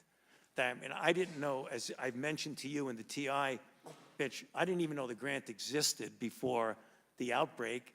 And then finally, when there was this issue about congressional hearings, I needed to know, what is this grant? What are we doing with it? And are there any issues? That's when they said there was a compliance problem of the 4th year versus the 5th year progress report. Some of the other emails from Dr. Morenz, I just want to read into the record and ask you if his recollection is accurate. On April 27th, 2020, Dr. Morenz wrote, "I am sure privately he would love to see Peter and EcoHealth fully restored, although he did once make the comment to me that Peter had screwed himself with the late report. I already told him that all that crap wasn't true." The late report was true, despite what Dr. Morenz said. On April 21st, 2021, Dr. Morenz wrote that he was sure you would do anything you could to restore the funds to EcoHealth. On June 5th, 2021, Dr. Morenz wrote that you were working behind the scenes to undo the damage to EcoHealth. On October 21st, 2021, Dr. Morenz wrote, "Peter, I had my regular meeting with Tony this morning. He immediately inquired about you and several times asked how you were doing. He used a lot of colorful language about the situation with attacks on EcoHealth." On October 25th, 2021, Dr. Morenz wrote that you were trying to protect EcoHealth. On March 22nd, 2021, Dr. Morenz wrote, "The most important is within NIH to get the decision reversed and the grant refunded. I believe Tony would like to do this." And on February 24th, 2022, Dr. Morenz wrote, "It will be a small consolation to hear the following, but in my face-to-face meeting with Tony this morning, he once again brought up, as he usually does, your plight, Peter." Did you ever have any discussions with Dr. Morenz about protecting EcoHealth or helping restore funding? Not at all. I don't know what, to be honest with you, Mitch, I just don't know what Dr. Morenz is talking about with that. Maybe he's trying to, as he said, cheer up. He said that in front of this committee, cheer up Dr. Dasick. But to say that I'm getting involved in trying to help him or protect him, not so. Did you ever have any conversations with Dr. Morenz about what Dr. Dasick was facing or about the termination of the grant? You know, he may have mentioned to me something like Dr. Dasick is going through terrible times, but I don't recall. It is conceivable that he would have mentioned that to me because, as he mentioned to you, that Dr. Dasick and he are very good friends. So it would not be surprising if sometime he had mentioned to me, boy, Dr. Dasick's going through some really tough times. Fine, that doesn't mean that I say you should help him. No, absolutely doesn't. So that's why we want to ask the questions and Yes. get the answers. During your transcribed interview with us, you were asked about whether or not Dr. Dasick had a conflict of interest in reviewing the origins of COVID-19. And you testified, you know, I hesitate to speculate about what someone else should do. The only people that I'm involved with is my own staff, who we've mentioned many times in this discussion, who don't have a conflict of interest. With the benefit of hindsight and the work of this committee, do you believe Dr. Morenz had a conflict of interest regarding EcoHealth? Well, from what we know now, he definitely had a conflict because he was communicating with a grantee of helping him in response to an NIH issue, which is a conflict of interest. I did not know that at the time when I made your statement. And I appreciate that. That's, yeah. Sticking with EcoHealth, in April 2020, NIH terminated and then subsequently reinstated and then suspended the EcoHealth grant that had the Wuhan Institute as a sub-grantee. Do you recall that decision? Yes. Were you involved at all in that decision? No. You previously testified to House Energy and Commerce that you were, in essence, told to cancel the grant. Do you recall who told you? We got it from a number of, now retrospectively we found out how it was. It was the White House told the department to tell the NIH to cancel the grant. Did you agree with the cancellation? What is that? Do we need to listen to that? Okay. He was escorted out. Yeah, okay, good. I'm sorry, repeat the question, Mitch. Did you agree with the cancellation? You know, it wasn't a question of agreeing or disagreeing. It was like, can we really do that? I don't think that you can do that. And as it turned out, I was right because the general counsel of HHS said, by the way, you can't do that. You've got to restore the grant. And that's why they restored it and then suspended it pending the Yes. compliance review. Exactly. Not to keep reading Dr. Morenz's emails, but on June 24th, 2020, Dr. Morenz wrote an email. He, referencing you, made some additional comments to the effect that this came from the White House and he was totally opposed to it. You weren't totally opposed to it?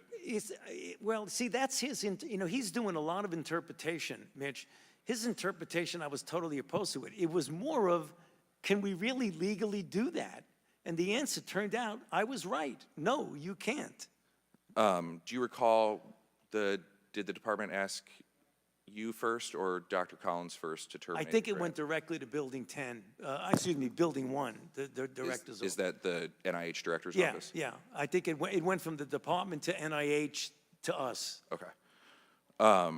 Were you, prior to your retirement in December of 2022, were you involved in any of the compliance actions NIH took against EcoHealth? I don't believe so. I think the actual, and again, I'm a little unclear about the time, but I think most of the disciplinary actions actually occurred after I left, if I'm not mistaken. Yes, the actual suspension and debarment occurred after you left, but there were a number of letters requesting lab notebooks or further information while you were still there. What happened, Mitch, and it's important to point this out, once it was clear that there was compliance issues while I was still there, we were told at NIAID, stay out of it. Compliance is going to be handled by Building 1, i.e. the NIH director, and Mike Lauer. So the compliance was said, don't touch it, don't go near it, just we'll take care of it.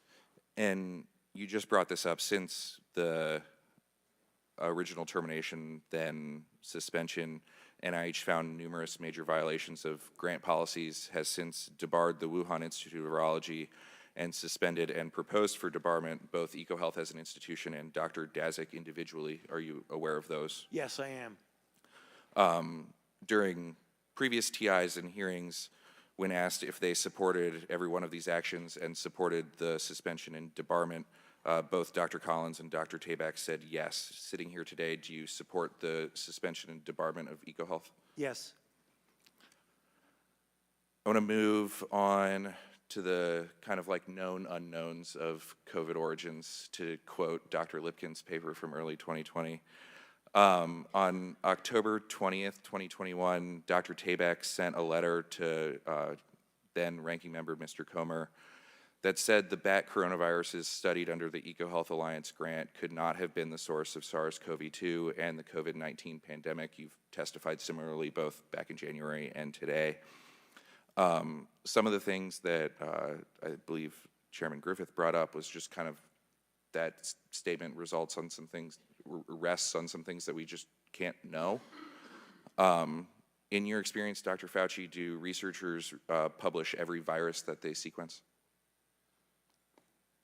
No, I mean, I think researchers don't always publish every single thing they do. Do they routinely publish every experiment that they conduct? I'm sure there are people who don't publish every single experiment that they do. And then is there a lag time between the sampling, the analysis, and the publication? Yeah, I mean, publications often take months before they come out. Is it possible, if not plausible, that EcoHealth and the Wuhan Institute of Virology have samples from between 2020 when they originally published a paper, or excuse me, 2015 when they originally published a paper with all of their samples, and now that are unpublished? Sure, it's possible, but Mitch, I might just throw in there, you can't get away from the fact that the viruses that were studied, that the NIH gave them a grant to study, don't pull back on the fact that no matter what you did with those viruses, they were phylogenetically so different, they could not possibly be the precursor of SARS-CoV-2. And I agree with that. I guess my only point is that you don't know all the viruses they were working with. Yeah, and let's make that clear, because Congressman Griffith asked it, and I answered you quite honestly, that none of us can know everything that's going on in China or in Wuhan or what have you. And that's the reason why I say today, and I've said at the TI, I keep an open mind as to what the origin is. The last topic I want to touch on is gain of function. We touched on it in January. You touched on it a little bit today. I know the pandemic has resulted, as I'm sure you're aware, with a rather large debate, and including with the NSABB updating their dangerous research policies surrounding gain of function, P3CO, and dual use research of concern. Prior to October of 2021, the NIH website listed gain of function as a type of research that modifies a biological agent so that it confers new or enhanced activity to that agent. And the P3CO framework that the U.S. government uses to further regulate a subpart of that research that is more dangerous, specifically that could cause widespread and uncontrolled death or disease in humans. Putting aside what's regulatory, I agree with you, the P3CO definition is regulatory. Are there types of research that could fall under the broad definition but not the P3CO definition? Well, I believe members on the minority side have mentioned that. Influenza is a gain of function to a virus to make it grow better in eggs.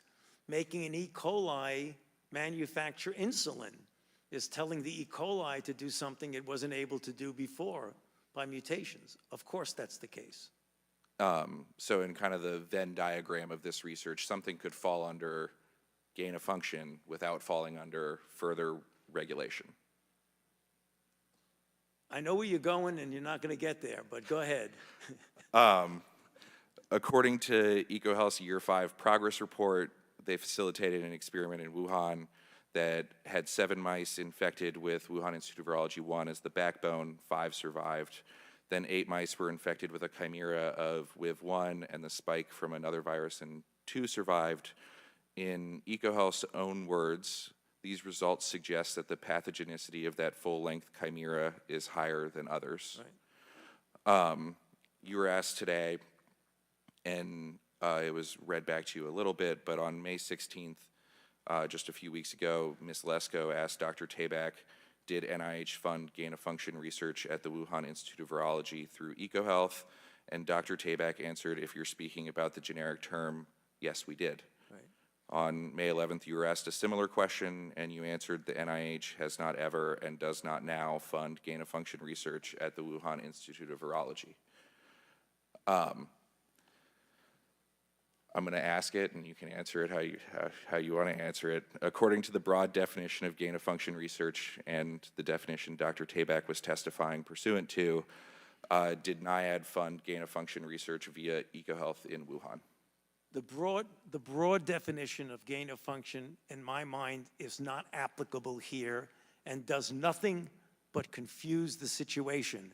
And that is the reason why, after 3 years of deliberation by the bodies, including the NSABB, as well as the national academies, it was decided to make an operative and regulatory definition. If you hearken back to the original broad definition, it does nothing but confuse people. And that's why every time I have mentioned gain of function at the Senate hearing with Senator Paul and the TI, and today, the definition that I use is not my personal definition. It's a codified, regulatory, and operative definition made by a body that has nothing to do with me. Thank you, Mr. Chairman. I yield back. I now recognize the minority staff for not longer than 30 minutes. Dr. Fauci, nice to see you. We've covered many different topics today. We just want to make sure that you have the opportunity to provide your full perspective on any and all of them. Is there anything you'd like to add, clarify, or say about any of the topics we've discussed here today?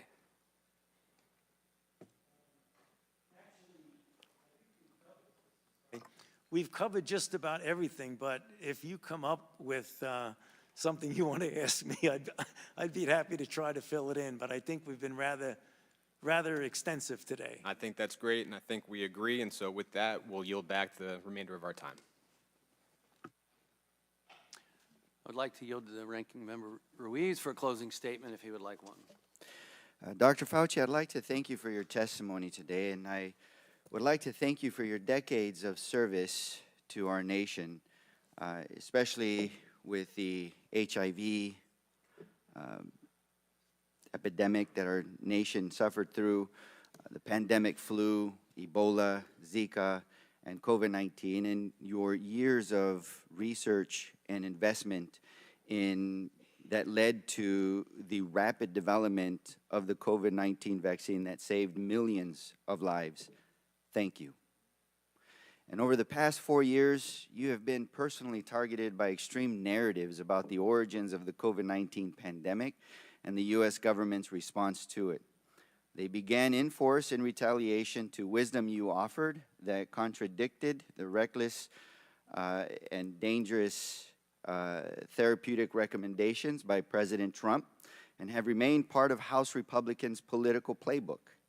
These extreme narratives have been the bedrock of the Select Subcommittee's Republican-led probe and the untenable inferences they've somehow drawn despite the overwhelming evidence that it is inconvenient to those narratives. I want to be clear, the evidence uncovered from more than 425,000 pages of documents and 20 closed-door interviews of current and former federal officials has undermined the extreme narratives behind Republicans' own probe.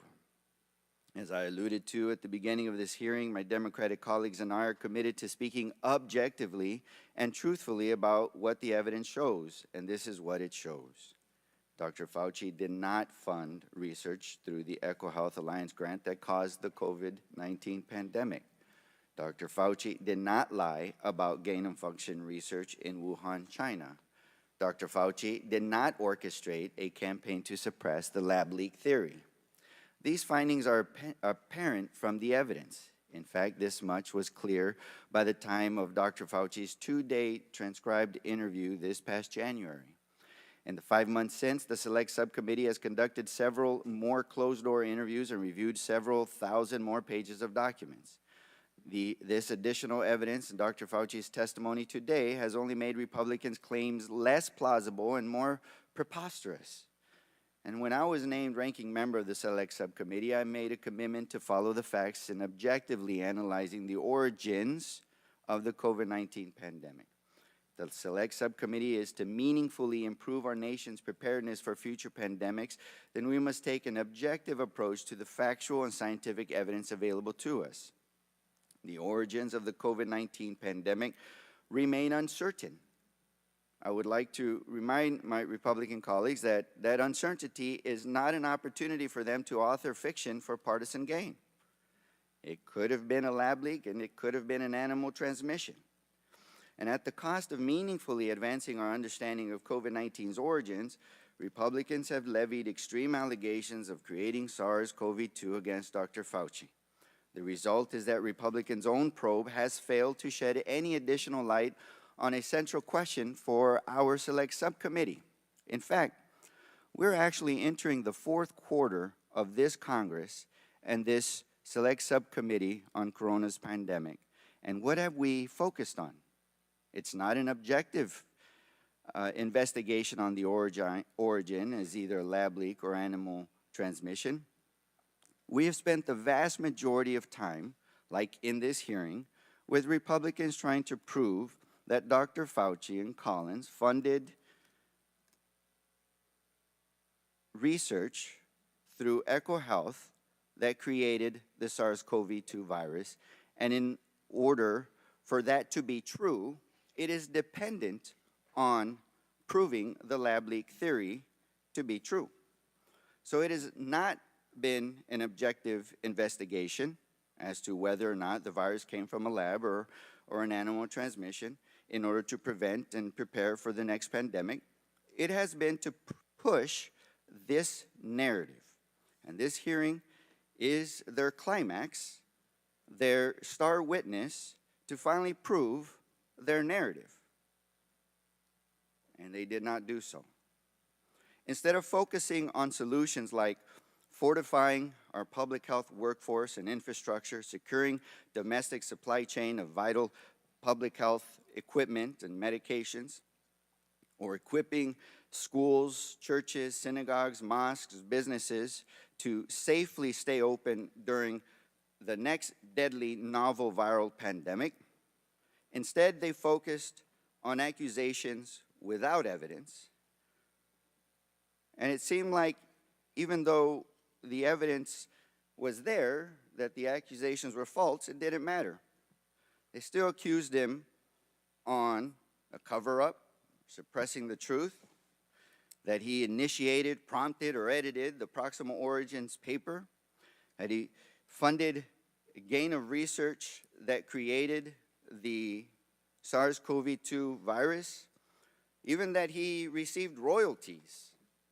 You know, his answers today and his transcribed interviews and his countless emails refuted all of this. They always have. And his testimony today did again. But that, I guess that doesn't matter for the majority. The truth is that there is no evidence to prove this narrative that we spent so much time addressing. Their accusations are without evidence, but it doesn't matter to them. Intentionally misleading the public is propagating disinformation, and it's wrong and dangerous not only because it manufactures distrust in our public health leaders and our public health agencies, but also because it targets Dr. Fauci and other public health officials for violent death threats. Dr. Fauci just said that anytime anybody alludes to the false accusation that he created the COVID-19 pandemic, his death threats go up. But irresponsibly and recklessly, members on this subcommittee continued to accuse him of that. So for the remaining months of the Select Subcommittee, I reaffirm my commitment to take a serious, balanced look at the question and the possibilities of whether the novel coronavirus emerged from a lab or from nature. And I emphasize to my colleagues that any uncertainty about those origins is an opportunity for us to work constructively together on forward-looking measures to improve our nation's readiness for future public health threats. Thank you, Mr. Chairman, and I yield back. Thank you again, Dr. Fauci. I want to thank you for coming here today. I, again, truly appreciate your willingness to come voluntarily before this Select Committee for both your transcribed interview and hearing today. You know, this hearing was an opportunity to learn about our COVID-19 response and how we can improve and do better. And we did some good things during that, and I'll cite Operation Warp Speed as one of them. It's also an opportunity to more closely examine the office in which you served, because there seemed to be some significant wrongdoings that took place, and I believe that we can make changes and prevent that from happening in the future. That's my goal. It's an opportunity to take a close look about the processes and the procedures in place in our health institutions in the United States. That's our job as oversight in Congress. That's what we're supposed to do. I don't know what playbook some are talking about, because it's been my goal as chairman, and I think you've seen the staff behave the same way, to take a hard look at the facts so that we can do better in the future.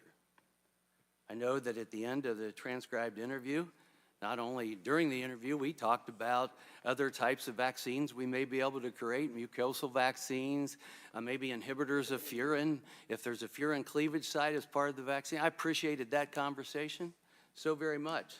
And at the end, you thanked me for the fairness.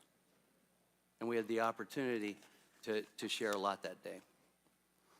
I think what I'm most concerned about as we go forward as a country and from our agencies is that we can be trusted and that we are better in our messaging and talk about clarity. Dr. McCormick today talked about what it was like actually treating COVID patients day in and day out. I had recommended early on that America needed to hear more from doctors that were treating COVID patients, what they were seeing, what was working, what was not working. I compared it to General Schwarzkopf during the Gulf War. Everyone tuned in every night to hear what General Schwarzkopf had to say, not the politician, but what the general in charge had to say. And I think that was important, the one who was in the trenches.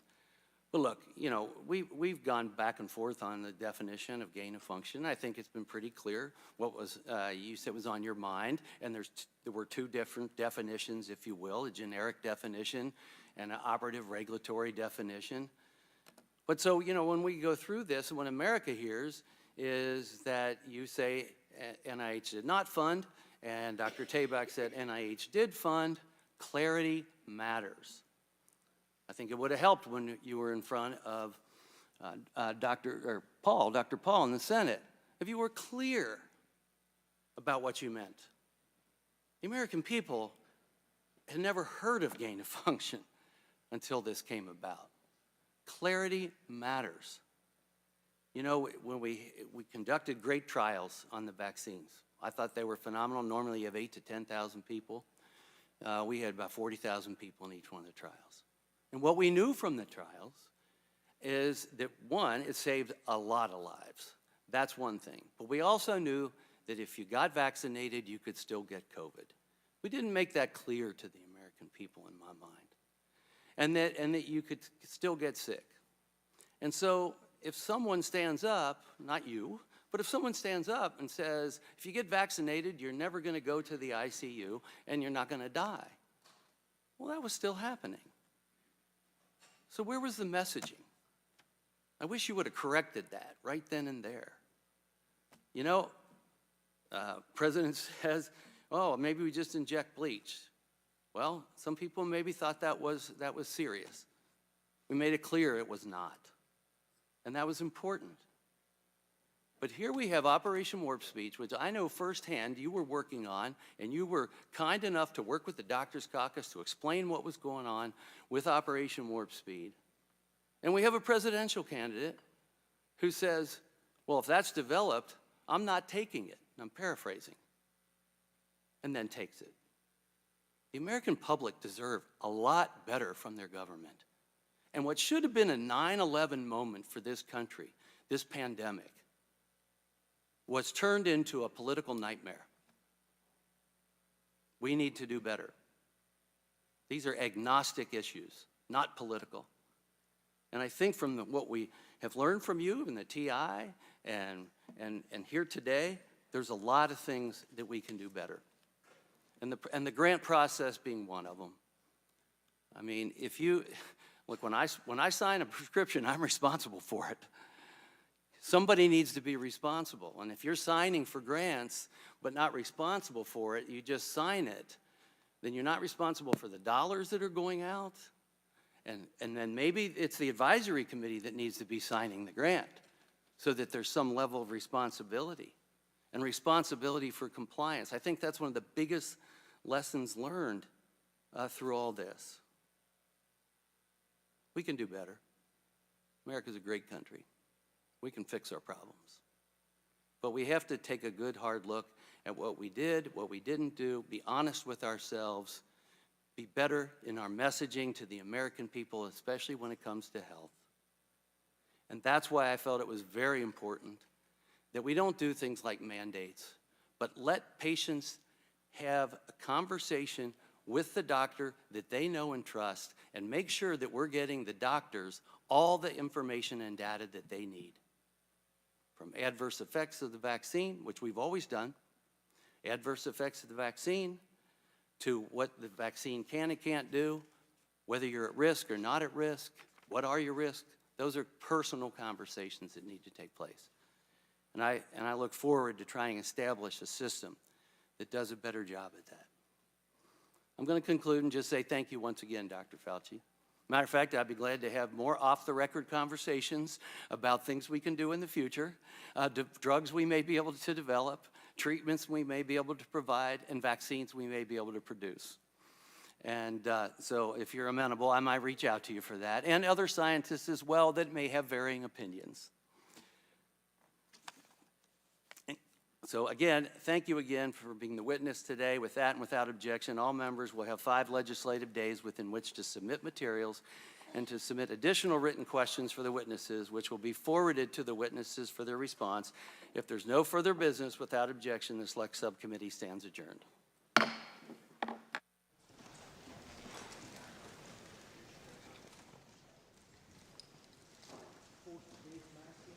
Child neglect, child endangerment, child asphyxiation, battery, especially when you don't have the consent of the parent and the child.